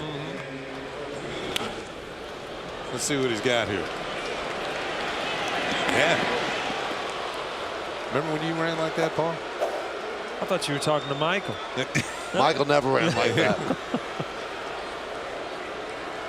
Here's David Ortiz. Reddick goes, and he'll take second on defensive indifference. You know, the beginning of the game, we wondered what type of reception Ortiz would get, and he got booed. But again, now it's yesterday's news. Your team is up 13-4. They haven't jumped on him that much. I think it's been a lot less loud here than it was at Fenway for Giambi and for A-Rod. I really do believe that. You know, it was loud at the beginning, but it has certainly subsided. I think one reason maybe it's subsided, Michael, because the game is well in hand as far as the Yankee fans are concerned. And maybe if it was a tighter ball game and he was up in a tighter situation, they would let him have it a little bit more. Is not having a great season. 222.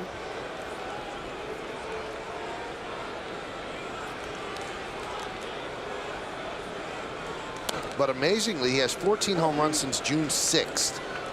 And that ties for the second most in the American League over that span, behind Kendry Morales, who has 15. Adam Lynn, Paul Konerko, and Aaron Hill also have 14. So he started off dreadfully where they started to wonder if he was done. He has picked up the home run pace. And there he grounds one to Cano. Off balance throw to first. Pretty scoop on the backhand by Teixeira as they get Ortiz, who is 0 for 5 on this game. So they had the shift on for Ortiz as Cano was playing in the outfield, and he fields it in right center field and does the Jeter jump pass and a nice backhanded scoop by Teixeira. We go to the bottom of the 8th.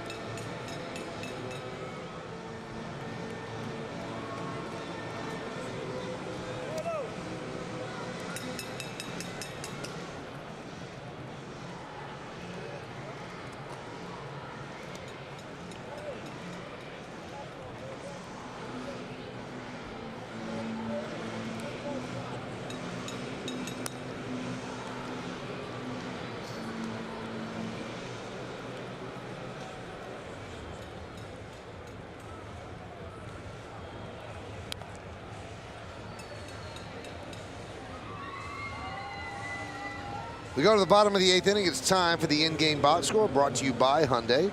Ready for good news? Get Hyundai Assurance up to $5 grand cash back on select models now. Boy, there's a lot of hits there, a lot. 3 for Damon, 3 for Teixeira, 3 for Posada.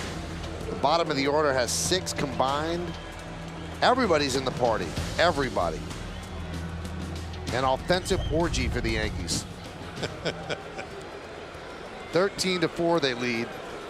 Bottom of the 8th. Here's Takashi Saito. He'll face the bottom third of the order, starting with Cano. I think Robbie takes the first pitch. I would too. Just to see what's going to happen.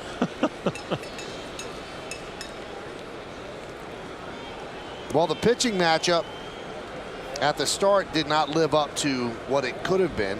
Jabba struggled for 5 innings. He's going to pick up the win if the Yankees hold on. John Smoltz will get the loss. That one is looped to the shallow left. Coming on is Reddick, and he makes the play on the run. Kid's got some speed. 1 away. It's like having another Ellsbury out there.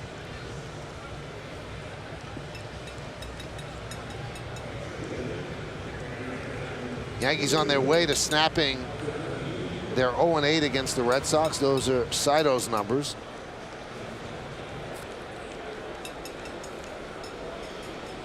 Two saves. Yeah, Saito gave up the home run to Longoria the other night. I think 13th or 14th inning down at Tropicana Field. 13th inning. Here's Jerry Hairston Jr. Breaking ball outside. This is Tuesday night. Game time. He's some player. The 1-0. Grounded foul. I think that was his second home run of the game.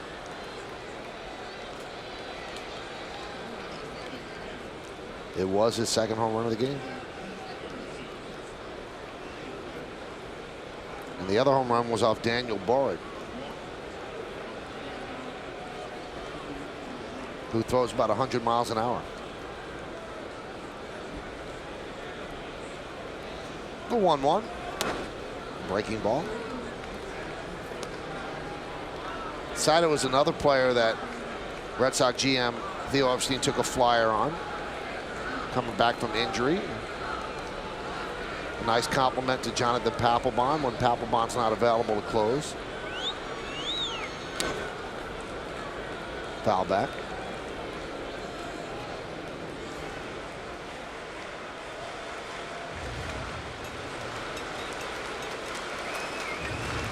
Now, if the Red Sox can get through a game like this and use only 3 pitchers, I mean, that's a plus going into tomorrow. When something like this happens, a game like this occurs, usually the guy who took the hit gets sent down because they'll need a fresh pitcher tomorrow. Yeah. And don't be surprised if Billy Traber's not in the bullpen tomorrow.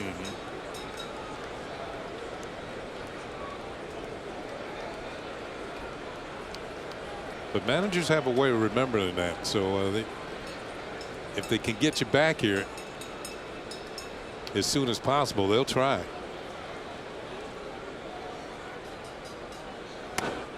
And Hairston walks.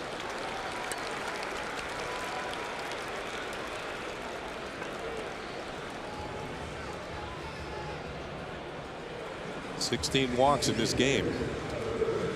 You see the Red Sox have gone back to their really retro old road uniforms. Used to say Boston and there was some color in it, but now it's just blue lettering, the old time lettering. Why did they go to the names on their back? Weren't they for a while with no names on their back? They at home, they're no names. They always had names on the okay. road. Yankees are the only team with both.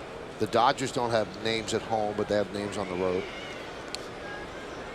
You know why? In the old days, a lot of owners resisted putting names on the back of the uniforms at home or on the road. And one reason they resisted because they thought it would cut into program sales, because fans come to the ballpark. The casual fan didn't really know the numbers of the players, so they would buy more programs so they could find out who number 24 was or who number 53 was. But nowadays, because they sell so many jerseys and the fans know the numbers and they have the names on them, they put more names on them. Grounded to Lowell. There's one on to first. It's a double play. 5-4-3 double play as the Yankees are retired here in the 8th. No runs, no hits, no errors, and because of the DP, nobody left. Lowell sure-handed goes to Pedroia, and the return to first. We go to the 9th.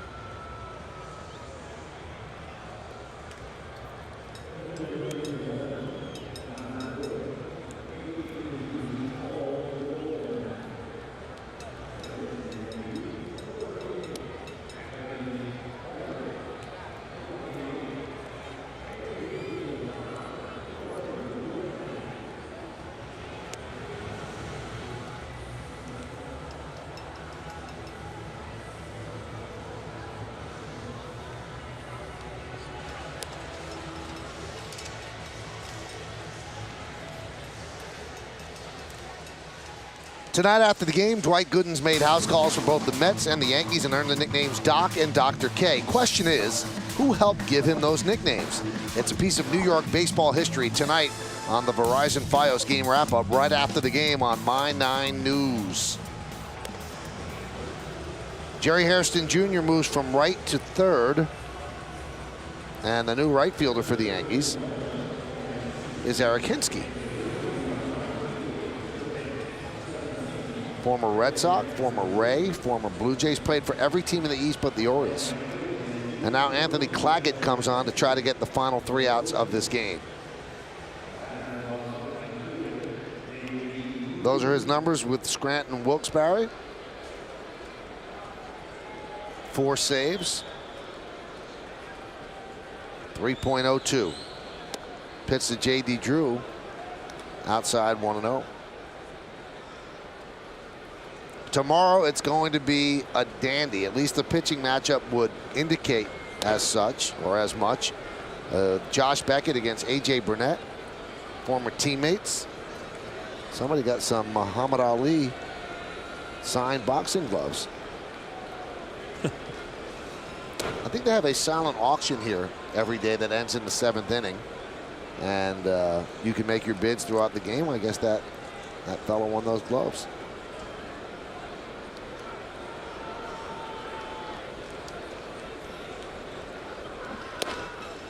And J.D. Drew walks.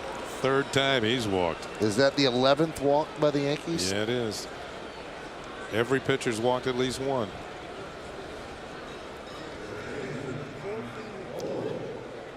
And the last inning, the bottom of the 8th inning, was the only inning where the minimum 3 batters came to the plate. It wasn't 1, 2, 3, but a double play got out of it. That was the only inning with 3 batters. Here's Lowell. There's a strike. Runner goes to second. He'll take the base on defensive indifference. That's twice. 2 DIs. D-I-D-I-O.